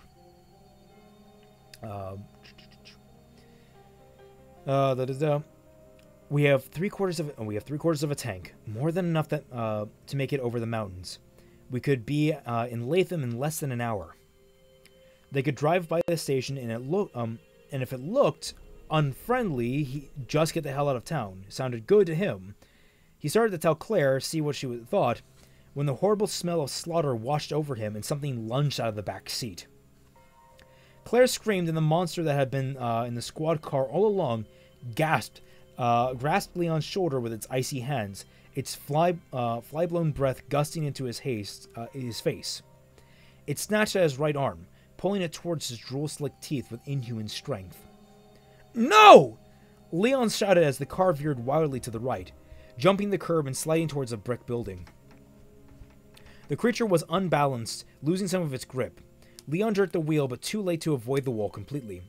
Metal shrieked, and a brilliant flash of sparks illuminated the groping hands as the leering, ghoulish grin of their passenger. Metal shrieked, and brilliant flash of sparks illuminated the groping hands and leering, ghoulish grin of their passenger as the speeding car shot.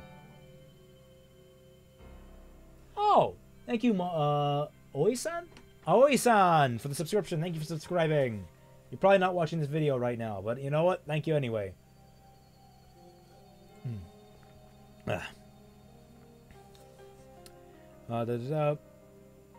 As their passenger, as the speeding car shot back out onto the street. The dead thing swung its eager arms at Claire, and without thinking, Leon slammed on the gas and pulled hard right. The car fishtailed and back end crunching against a parked pickup truck in another burst of fiery sparks. The drooling corpse fell back onto the padded seat, but immediately pulled itself forward again, gnashing its teeth and clawing for the girl. The squad car sped down third, Leon trying to control the wheel as he grabbed his weapon and half-turned, holding the Magnum by the barrel. He didn't think to take his foot off the gas, couldn't think of anything except the zombie was about to sink its teeth into Claire's struggling shoulder. He brought the heavy weapon down across its face, the butt sliding across the flesh that peeled away in a thick flap. Blood gushing from the wound as the grips crushed into the nose, cartilage separating from the bone with a wet crunch. Gurgling, the creature clutched at its bleeding head, and Leon just had enough time to feel a second triumph when Claire screamed, "Look out!" And Leon looked up to see that they were about to crash. Leon hit the zombie with his gun, and Claire instinctively flinched from the splatter of blood, her horrified gaze finding the street they were on about to end.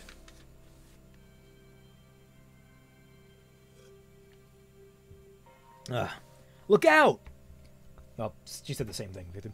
She caught just a glimpse of his white knuckles on the wheel, his clenched jaw, and the car was spinning, screeching buildings and streetlights flashing by so fast that they saw that all she saw was a blur, and then, BAM! There was an explosion of sound, of glass shattering and metal compressing as the car slammed into something solid, throwing Claire against her safety belt. The impact hurled the zombie forward at the same time, and Claire reflexively threw her arms up as the dead thing crashed through the windshield. And then everything was still. There was only the ticking of hot metal and the sound of her own heart thundering in her ears. Claire brought her arms down and saw that Leon had already recovered. He was already staring at the bloody, broken mess sprawled across the hood, its head hanging mercifully out of sight. It wasn't moving. What are we talking about, Organization 13?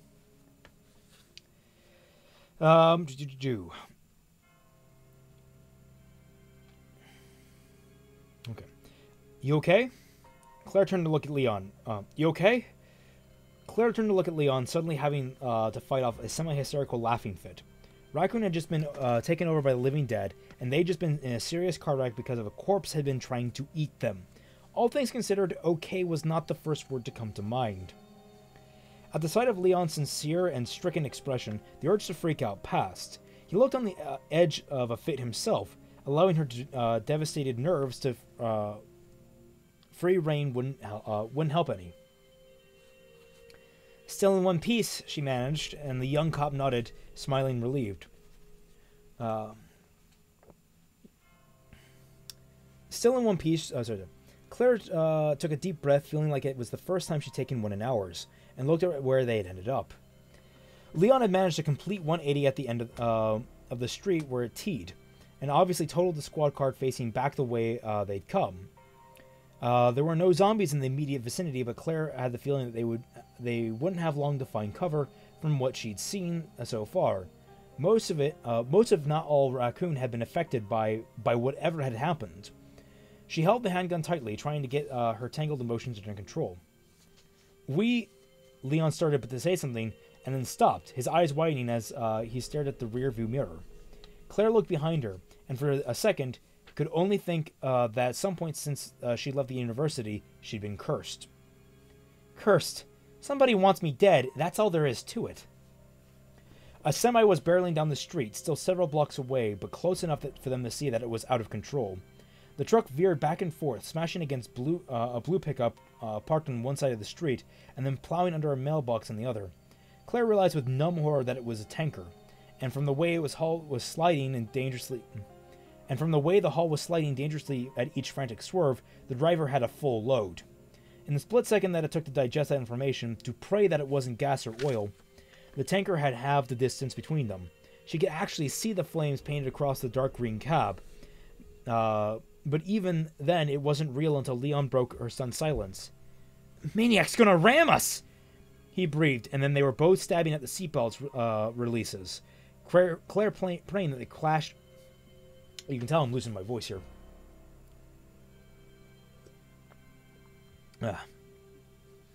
Claire praying that the crash hadn't locked them both in somehow. The sound of the belts letting go were inaudible beneath the rising monolithic growl of the oncoming tanker, and the echoing crunch of the cars being sideswiped left and right. It would be on them in a heartbeat. "Run!" Leon shouted, and they were both pushing, and she was pushing her way out of the squad car, cool air against her sweaty skin and the scream of the truck's engine blocking out everything else. She took 3 gigantic running leaps and then felt as much as heard the impact, the asphalt shaking beneath her feet as the crash of the rending metal thundered behind her. One more flying step and kaboom! She was being pushed, shoved roughly off her feet by an incredible pressure wave of heat and sound. She managed to kick off against the ground as the tanker explosion turned the night into day in one brilliant instant. An awkward shoulder roll, grit biting into her heat-blasted skin, and she landed behind a parked car in a gasping heap. There was a brief clattering rain of smoking debris, and Claire was on her feet, stumbling back into the street to search for the towering flames of some sign of Leon. Her heart sank. The tanker, the squad car, and what had once been a hardware store were all enveloped in an inferno of chemical fire. the street completely blocked by the mass of twisted, burning destruction. Claire! Leon's voice muffled, but audible through the wall of curling flame. Leon? I'm okay, he shouted. Head to the station. I'll meet you there. Claire hesitated for a second, staring down at the handgun that she still held tightly in one hand. She was afraid, scared of being alone in the city that had turned into a living graveyard. But it wasn't like there was much of a choice. Wishing that circumstances were different was a waste of time. Okay! She turned, trying to get her bearings by the smoking, flickering light of the wreck. The station was close, a couple of blocks away, and there were creatures, there were creatures lurching out from the shadows behind the cars and inside darkened buildings. With single-minded purpose, they shambled onto the strange light of the blazing accident, making small rounds of growls of hunger as they came. Four of them.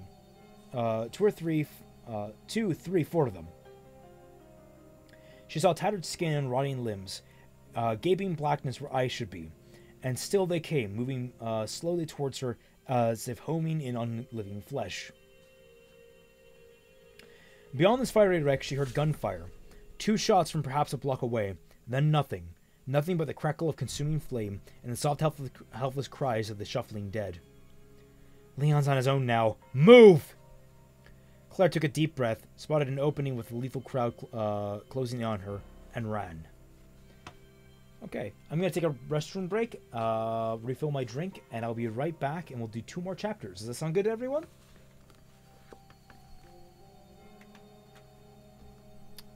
Okay, be right back.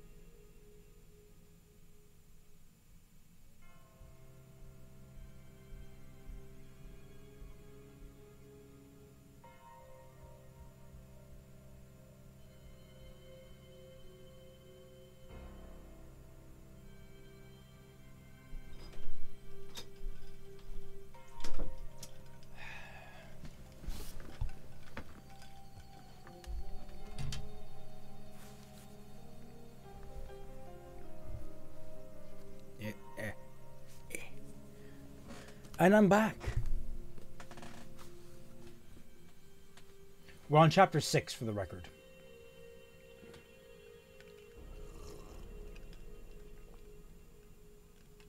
I'm hoping to get through chapter 7 by the end of this. See what my hair does that. Oh, we're starting with a new character here. Chapter 6. Ada felt wrong fit in the Ada Wong fit the shimmering... Wow, I read that horribly. I might pass out. No. Ada Wong fit the shimmering disc of metal into the slot of the statue, patting it onto the opening until it was flush with the marble. As soon as it was in place, she heard a shift of hidden levers and stepped back to see what had happened. Her footfalls echoed across the massive lobby of the RPD building, the sounds reverberating back to her from the 3 stories of open room. Another key? One of the sub-basement metals? Or perhaps another key? One of the sub-basement metals? Or perhaps the sample itself, hidden in plain sight? Wouldn't that be a happy surprise? If wishes were horses. The water-bearing nymph made of stone slid forward at a slight angle, and the picture of her shoulders dropping a slender piece of metal atop the tip of the defunct fountain. The Spade Key. She sighed, picking it up. She already had the keys. In fact, she had everything she needed to search the station, and most of what she needed to get to the lab. If it wasn't for someone at Umbrella dropping the bomb, the job would have been a walk. Easy money.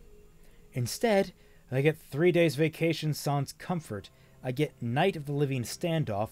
I get to play Put the Bullet in the Brain, Let's Find the Reporter, and find the reporter at the same time. The samples could be anywhere by now, depending on who survived, assuming I make it out of here with the goods. I'm asking for a big goddamn bonus. No one should have to work in these conditions. Interesting fact, I think the newer version of the game actually wanted to go with a less experienced Ada than we see in the original game and in here. And I actually kind of like that. It makes her a very nice parallel to Leon. Ada slipped the key into her hip pack, then gazed unseething at the upper balustrade of the impressive hall, mentally checking off rooms that she had been through and ones she'd searched more thoroughly. Bertolucci didn't seem to be anywhere on the east side of the building, upstairs or down. She spent what felt like hours staring into the dead faces, searching for the reeking piles of corpses for his square jaw and anachronistic ponytail. Of course, he could be moving, but from the information she had on him, it was improbable. The reporter was very much a rabbit, a hider in the face of danger. Oh, Luke, you don't... sorry, Blade Charge, do you know who Ada Wong is? Oh, Lord.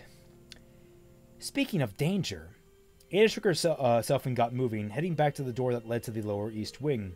The lobby was safe enough from the virus carriers. They didn't seem to understand the concept of doorknobs, but there were threats besides the infected. God only knew that Umbrella might send a cleanup, or from what had been freed from the laboratory when the leak occurred. Less frightening, but just as bothersome, were the live cops that might still be trooping around, looking for someone to save. She'd heard gunfire some distant, some not, every hour or 3 since she'd gone to ground. There were still at least a few uninfected left in the expansive old building, trying to convince a panicky He-Man with a gun that she was alive and didn't want an escort, made facing the undead seem almost appealing. Walking on the balls of her feet to avoid additional noise, Ada slipped through the doors and then leaned against it at the end of the long hall, safe to decide on her next move. Although she hadn't checked out the basement yet, there were still several carriers wandering around in the detective's room. The hall's doors were all closed. If someone or something wanted to get at her, she'd be able to see it coming and get out in time. Ah, the exciting life of a freelance agent. Traveling the world, earn money by stealing important things, fight off the living dead when you haven't showered or eaten a decent meal in 3 days. Impress your friends!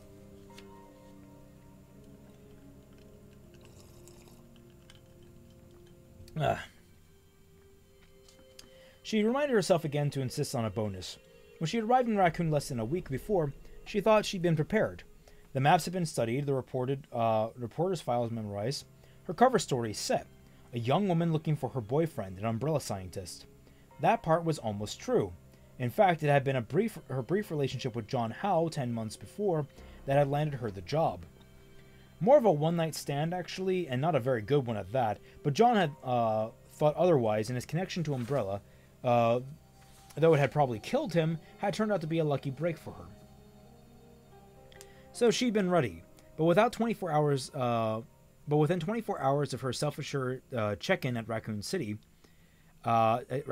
nicest hotel, her luck had changed. While eating dinner in a vinyl-encased and mostly empty lounge in the Arclay Inn, she heard the first screams outside.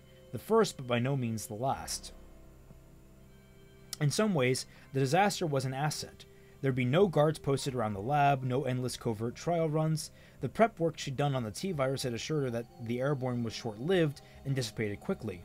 The only chance of catching it at this point would be thorough contact with the carrier, so it wasn't a problem. So that wasn't a problem. And once she and a couple of dozen others had made it to the police station, she'd seen that Bertolucci was among them. Even with the undead factor, it initially looked like things were going in her favor. Mission objectives. Question the hack, find out how much he knows, and kill him or ignore him, depending. Retrieve a sample of the new virus, Dr. Birkin's latest wonder. No problem, right? 3 days before, with the knowledge of how Umbrella's lab connected to the sewers and Bertolucci standing right in front of her, the job had looked pretty wrapped. And of course, that's when things had started to go wrong.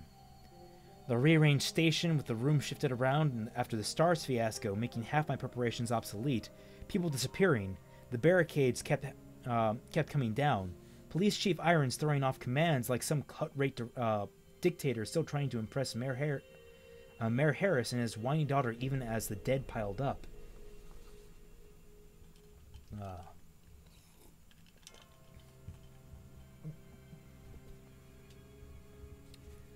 She watched Bertolucci closely, enough to see that he was going to duck and run, but had missed the exit. She hadn't even had time to make contact before he had disappeared, somewhere into the maze of the station, losing himself in the commotion of the first wave of attacks.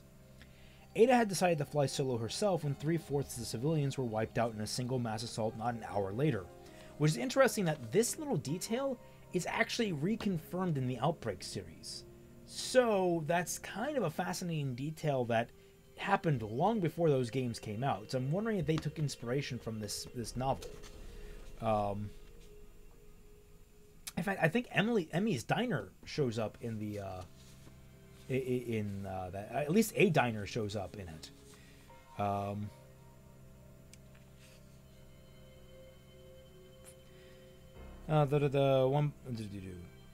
Ada herself had decided to fly solos herself when 3/4 of the civilians were wiped out in a single mass assault not an hour later, all because no one had bothered to lower the garage gates. She wasn't willing to die to keep up her cover as the frightened tourist. She wasn't willing to die to keep her cover up as a frightened tourist looking for her boyfriend.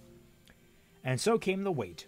Almost 50 hours of waiting for things to settle, tucked in the clock tower on the 3rd floor, slipping downstairs to find food or use the bathroom, and lengthened stretches of time between gunplay. Between the echoing clatter of shots and the screams. Terrific. So now you're out, and what do? Stand around and reflect. Get on with it. The sooner you finish, the sooner you can collect your wages and retire on some nice island somewhere. Still, for a moment, Ada didn't move, tapping the muzzle of her Beretta absently against one long stockinged leg. There were 3 bodies sprawled in the hallway. She couldn't stop staring at one of them, crumpled beneath the window counter halfway down the corridor. A woman in cut-off shorts and a halter, her legs cruelly displayed, one arm crooked above her blood-soaked head. The other two were cops, no one she recognized, but the woman had been one of the people she talked to when she first made it to the station. Her name had been Stacy something or other, a nervous but strong-willed girl just out of her teens. Stacy Kelso, that was it. She'd run into town to pick up some ice cream and had ended up caught in the takeover. Yet in spite of her own predicament, she was more concerned about her parents and little brother still at home. A conscientious girl. A good girl. Why was she thinking about it? Stacy was dead, a ragged hole in her left temple, and Ada hadn't capped her. It wasn't like she had anything to feel personally responsible about. She'd come in on a job, and it wasn't her fault that Raccoon had gone Nova. Maybe it's not guilt, some part of her whispered. Maybe you're just worried she didn't make it. She was a person after all, and now she's dead as her parents and kid brother probably are. Snap out of it, she said softly, but with an edge of irritation. She tore her gaze from the woman's pathetic form, fixing it instead on a broken ashtray at the end of the hall. Feeling bad about things she couldn't control wasn't her style. It wasn't how she got into the top of her trade, but considering how much Mr. Trent was putting up to retain her services, now wasn't the best time to be analyzing her empathy skills. For those who have read the novels before, Mr. Trent is a very familiar name. He came up very big in the original novel. He's an original character by S.T. Perry, though, so he's not technically canon. The people died. People died, and it was the way of the world. And if she learned anything in the course of life, it was that agonizing over that particular truth was pointless. Mission objectives: talk to Bertolucci, get the G-Virus sample. That was all she needed to worry about. There was a mechanism that Ada still had to check, a few twisted passages away from where she stood, in the press conference room. Trent's note on the architect's latest addition to the station had been sketchy, but she knew it had to do with ornate sculpted gas lamps in an oil painting. Whoever had commissioned all the work had one serious secret life going on. There were actual hidden passages upstairs behind the wall of what had once been a storage room. She hadn't gone through them yet, although a quick glance had told her that the room itself had been remodeled as an office. Judging from the overstuffed and neurotically macho decor, it was probably Irons. Even from the short time she'd been in his company, she'd ascertained that he wasn't the most stable man who had ever walked.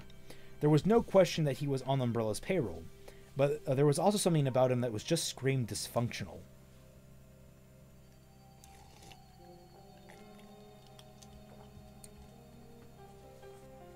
Ada stared down the hall, her dress flats clicking loudly on the scuffled blue tiles. As she was already dreading yet another time-consuming mechanical puzzle, not that there was any help for it. She had assumed from the beginning that the virus was still in the lab, but she couldn't afford to take any chances on passing up an earlier retrieval. The files indicated that there were between 8 and 12 one-ounce vials of the stuff, information from a 2-week-old video feed, and Birkin's lab was far from impenetrable. With the underground lab connected to the station through the sewer remains, she had entertained the possibility that the samples had been moved. Besides, Bertolucci could be tucked away in the research library or in the STAR's office on the west side, maybe the dark room. Dead or not, he had to be found. And it would also give her a chance to collect a few more 9mm clips from the fallen RPD. Magazines! She followed the passage as it led past a small waiting area, complete with vending machines that had already been pried open and ransacked. As with the rest of the station, the corridor was cold and badly in need of air freshener. She'd grown used to the smell, but the chill was murder. For the 100th time since abandoning her table at the Arclay, Ada wished that she had dressed more casually for dinner. The sleeveless, tight red tunic dress and clattery shoes were fine for cover. As a mission gear, however, the outfit was somewhat less than practical. You see, another reason I love these novels, they acknowledge how silly the dress is, but they give a reasonable explanation why she's wearing it. It's great. As she reached the end of the hall and carefully opened the door to her left, weapon half raised. She reached the end of the room. As before, the corridor was clear, yet another testament to the fading elegance of the building. Dusky, sand-colored walls and symmetrical patterned tiles as in this one. The station must have been magnificent once, but years of serving as institutional facility had leached away its grandeur. The tattered grand movie house look in the cold, hopeless atmosphere created a distinctly sinister feeling, as if any moment a cold hand could fall across your shoulder, a soft gust of diseased breath whisper across the back of your neck. Ada frowned again after this job. After this job, she was going to take a very long vacation. Either that or it was time to find a new career. Her concentration, her ability to focus, wasn't what it used to be. In her business, a slip up in the wrong time could at the wrong time could literally mean death. Big bonus. Trent smells big bonus. Trent smells like money. I'll ask 7 digits. High 6 minimum. In her attempts to go through, to let her thoughts go, to let animal awareness take over, she found that she couldn't keep out the persistent image that crept into her mind. A memory of young Stacy Kelso anxiously pushing her hair behind her ear as she talked about her baby brother. After what felt like a very long time, Ada shook the troublesome vision and continued down the hall, promising herself that there would be no more lapses of conversation, and wondering why she couldn't make herself believe it. Lapses of concentration, not conversation. She's such a good character in this.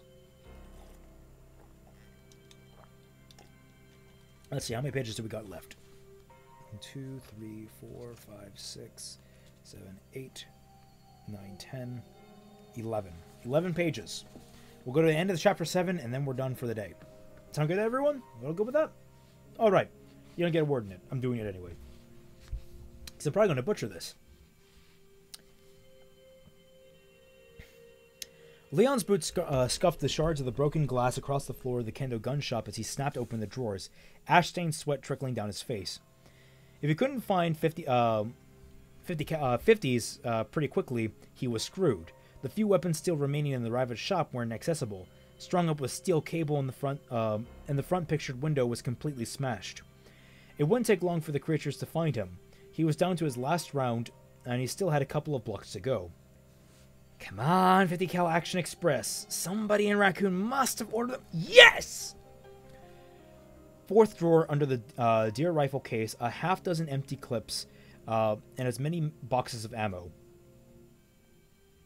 Leon grabbed a box and turned, slapping it on the counter as he glanced hurriedly at the front of the small shop. Still clear if he didn't include the dead guy on the floor. He wasn't moving, but from the freshness of the wounds that oozed from his considerable gut, staining his strappy white tee, Leon wouldn't have long to linger. He didn't know how long it took for the freshly dead to stand up, and didn't really want to find out. Gotta do it fast anyway.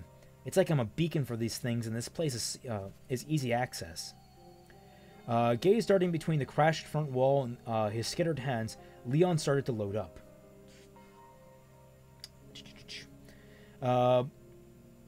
He'd lugged across a gun dealer, having forgotten entirely about it in dizzying, nightmarish run from the wreck.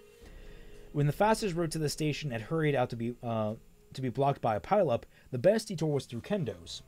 It was coincidence that had undoubtedly saved his life.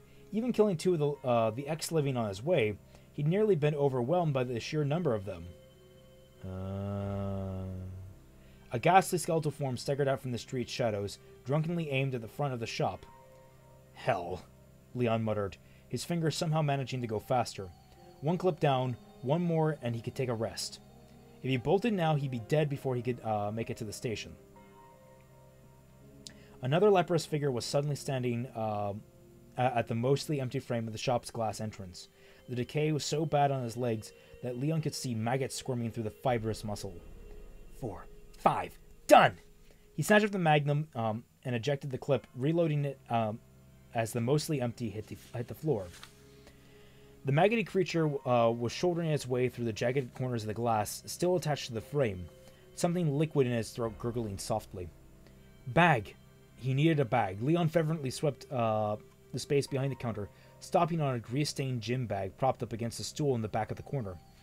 2 running steps and he had it, dumping the contents as he ran back to the pile of clips and loose bullets on the counter. Cleaning equipment rattled across the linoleum as Leon swept the clips into the bag, ignoring the scattering sounds in favor of the ammo drawer. The decayed monster was shuffling towards him, stumbling on the body of the pot-bellied dead man, and Leon could smell how rotten it was. He jerked the magnum up and leveled it at the creature's face. The head, just like the 2 outside. With a tremendous thundering kick, the gurgling pulpy skull blew apart, thick fluid splattering the shop walls and display cases in a wet slap. Before the decapitated mass could crumple, Leon spun and dropped into a crouch by the ammo drawer. He shoveled the heavy boxes into the nylon sack. His stomach knotted and shaking from the fear that even now, the back alley could be filling up with more of them, cutting him off from where he needed to go. The details are fantastic in this novel. Pushing off from his couch, Leon shouldered the bag and ran for the back door. From the corner of his vision, he saw another creature... Okay, no, I'm not. He saw another creature had made it inside Kendo's. From the crunch of the powdered glass, there were more of them filling in just behind. He opened the exit door and slid through, glancing left and right as the door settled close, the automatic lock catching with a soft metal snick. Nothing but garbage cans and recycling bins overflowing with mildewed waste. From where he stood, the alley stretched off to his left and then hooked left again. If his internal compass was still working, the narrow, cluttered passage would take him straight to Oak, letting him out less than a block away from the station. So far, he had been lucky, and all he could do was hope that his fortune would hold out. Would let him get to the RPD building alive and in one piece, and, God willing, find a heavily armed contingent of people who knew what the hell was going on. And Claire. Be safe, Claire. Be safe, Claire Redfield, and if you get there before me, don't lock the door. Leon repositioned the laden weight of the ammo across his back and steadied down... Oh, I dropped my bow. Didn't realize that dropped. Easy bow. Don't roll away again. There. Leon repositioned the leaden weight of the ammo across his back and started down the dimly lit alley, ready to blow apart anything that got in his way. Side note, the Desert Eagle you don't get till much later in the game. You start out with a typical handgun that becomes the Matilda, which is his signature weapon. But I actually like that he starts out with the Magnum here because it's a very different, very powerful signature weapon for Leon. And it's nice to have something that outright kills zombies, but still does struggle against bigger things, even though it's super powerful. It's an interesting touch that he starts out with the Magnum and doesn't need to get it. Because it kind of removes the aspect from the game that you have to scramble around looking for better weapons. He starts out with his best weapon. It's a nice touch, I think, to kind of streamline the story.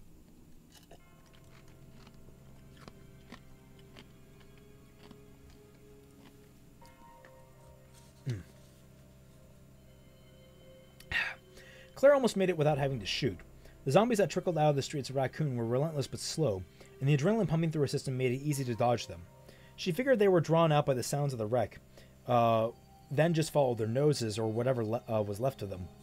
Of the 10 or so that made it close enough for her to get a good look, at least half were in advanced stages of decay, flesh falling from the bone. She was so busy watching the street and trying to sort through what happened, she almost ran right past the police station. She'd been to the RPD building twice before to visit Chris, but had never entered from the back, or in the cold, stinking dark, pursued by malignant cannibals.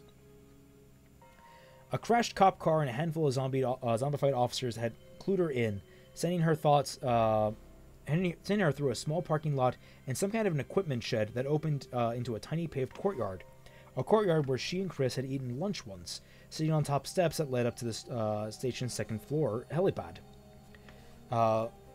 As simply as that, she made it in. Oh, she'd made it. Not made it in. She's not in yet. Weaving past the two stumbling uniformed corpses that wandered aimlessly across the L-shaped ward was easy, and it was such a relief to be somewhere she recognized, to know she was about to be safe that she didn't see the woman until it was almost too late. A wailing dead woman with one limply hanging arm and gore-streaked shredded tank top, who reached out from the shadows at the base of the stairs and brushed Claire's arm with cold, scabby fingers. Claire let out a strangled yelp of surprise, stumbling back from the creature's outstretched hand, and nearly fell into the arms of another one, a tall, broad-shouldered, rotting man who had emerged from beneath the metal stairs, graceless yet silent. She dodged sideways and pointed the 9mm at the man and backed up a step, and felt her calf hit an unyielding railing in the back steps of the roof. The woman was 5 feet to her right, the torn, bloody shirt exposing one gouged breast, and the hand of her working arm grasping towards Claire. The man was one step from reaching the distance, and she couldn't back up any further. Claire pulled the trigger, and there was a mammoth boom. The gun jerked almost out of her hand. The right half of the tall man's slack and withered face disappeared in a burst of dark liquid streams gushing from the shattered skull. She whipped the gun around, tightening her grip, and she aimed at the woman's pallid, moaning face.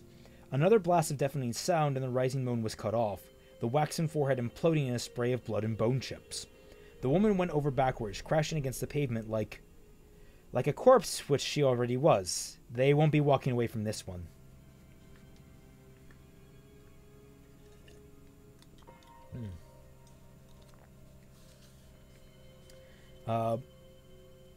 It was as if everything finally caught up to her at once, the reality of the situation driven home when she'd pulled the trigger. For a moment, Claire couldn't move. She stared down at the two crumpled sacks of ruined flesh. Wow, you guys that delayed? Wow, the delay must be really strong. For a moment, Claire couldn't move. She stared down at the two crumpled sacks of human flesh, at two people she had just shot, and felt like she was only an inch or two from losing it. She'd grown up around guns, been shooting ranges dozens of times, but with a .22 target pistol firing at pieces of paper. Targets that didn't bleed or spew brain matter like the two human beings she just shot. No. A cool voice inside her head interrupted. Not human, not anymore. Don't kid yourself and don't waste time on remorse. Leon could be inside by now, looking for you, and if Stars had got called in, Chris could be here too.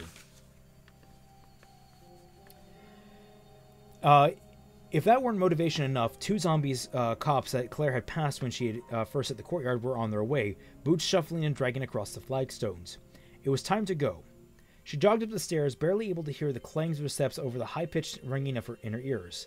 The 9mm blast had done a temporary number on her hearing, which explained why she didn't know about the helicopter until she was almost on the roof. Claire hit the second to top riser and stopped dead, a whipping sound pounding rhythmically at her bare shoulders as the giant black vehicle hovered into view, half lost in shadow. It was near the ancient water tower that bordered the helipad at the southwest corner, though she couldn't tell if it had just been taken off or was coming to land. Couldn't tell and didn't care. "Hey!" she shouted, raising her left hand in the air. "Hey, over here!" Her words were lost in the billowing dust that swirled across the roof, drowned by the steady chop of the copter's blades. Claire waved wildly, feeling like she had just hit the lottery. "Somebody came! Thank God! Thank God! Thank you!" A blaring searchlight snapped on from the midsection of the hovering birds, scrawled across the roof, and was going in the wrong direction, away from her. Claire waved more frantically, drawing her breath to call out again, and saw what the spotlight saw, even as she heard desperate, mostly unintelligible shouts beneath the helicopter's roar. A cop, standing at the helipad corner opposite the stairs, backed against an elevated section of the roof. He held what looked like to be a machine gun and appeared to be very much alive. "Get over here!" the officer shouted at the helicopter, his voice tinging with panic. Claire saw that and felt relief evaporate. There were two zombies lurching through the darkness of the helipad, headed for the well-lit target that was the shouting cop. She raised the 9mm and then lowered it, helplessly, afraid of hitting the cornered man. The spotlight didn't waver, illuminating the horror with brilliant clarity. The cop didn't seem to realize how close the zombies were until they were grabbing for him, their stingy arms extending into the beam of fixated white light. "Stay back! Don't come any closer!" he cried with pure terror in his voice. Claire heard him perfectly, just like she heard the howling scream as the two decaying figures obscured her view, reaching him at the same time. The sound of his automatic weapon ripped across the helipad, and even over the helicopter's clamor, Claire could hear the whining ting of bullets flying wild. She dropped, knees cracking against the top step as the weapon's clattering fire went on, and there was a chance in the sound of the copter, a strange hum that rose quickly. There was a change, sorry, not chance. I'm starting to go cross-eyed. Hey, perfect. You made it for the last chapter. And there was a change in the sound of the helicopter, a strange hum that rose quickly into a mechanical scream. Claire looked up and saw the giant craft dip down, the back end swinging around an erratic, jerking arc. Jesus, he hit them! The copter spotlight was going all directions at once, flashing across the metal pipes and concrete. Dying struggles of Cop, somehow still firing as the two monsters tore at him.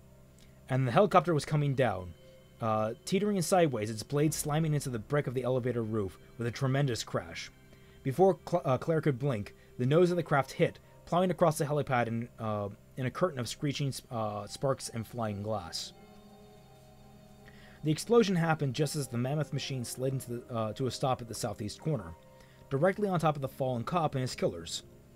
The rattling whoosh of the machine gun was finally cut off in the whoosh of the flames that sprang up at the initial sputtering of the boom. In the initial sputtering boom. I promise I'm not this inarticulate for those who are just now joining in. Anyone that might just be now joining in. I'm just finally reaching the end of what I can actually say. Claire stood on her legs, on legs she barely felt, staring at disbelief at the leaping fire and dominated almost half the helipad. It had happened all too fast for her to feel like it had happened at all, and the smoking, burning evidence at the front only made her sense of unreality greater. An acrid, sickly sweet odor of burning meat wafted over her on the wave of heated air, and in the sudden silence she could hear a soft groan of the zombies down in the courtyard. She shot a look at the stairs and saw that both the dead cops were at the foot, blindly and uselessly falling against the bottom step. At least they couldn't climb. Can't climb stairs. Claire turned to the frightened glance towards the door.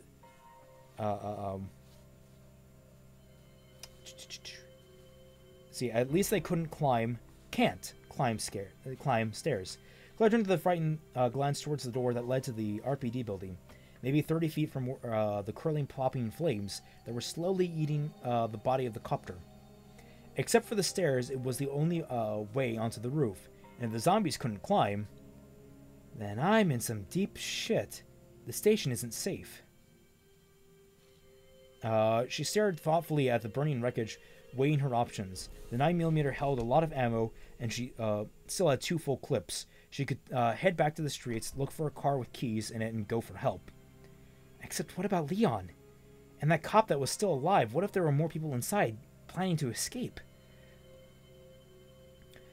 She thought she held up pretty well on her own so far, but she also knew that she'd feel safer if somebody else were in charge. A riot squad would be okay, though she'd settle for some battle-scarred veteran cop with a shitload of guns. Or Chris. Claire didn't know if she'd find him at the station, but she firmly believed that he was still alive. If anyone was equipped to handle himself in a crisis like this one, it was her brother. Whether or not she found anyone, she shouldn't take off without telling Leon.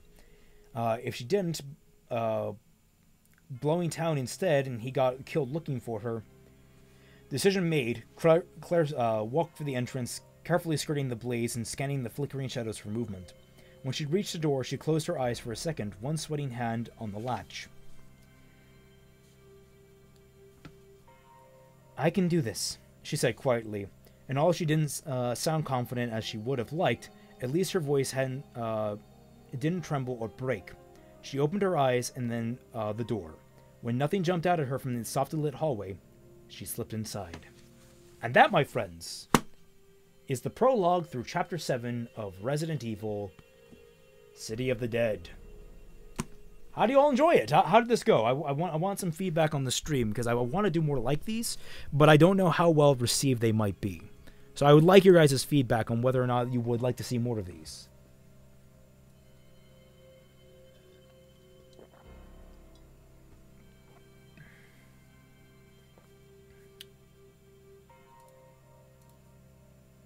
Only 10 watching. Who left?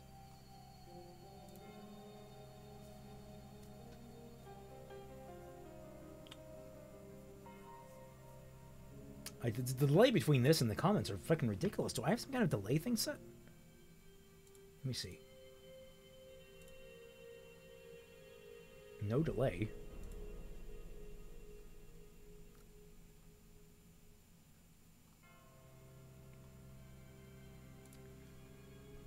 Yeah, this is coming through really slowly on my Streamlabs. Let's see.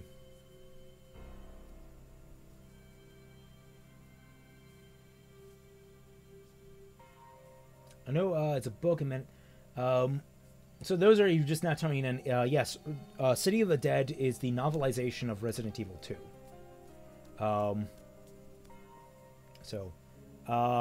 Rude job. Just please stop. That's weird. Stop that. I literally just turned in less than a minute ago. I am sorry.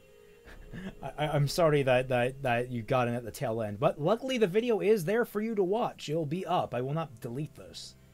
I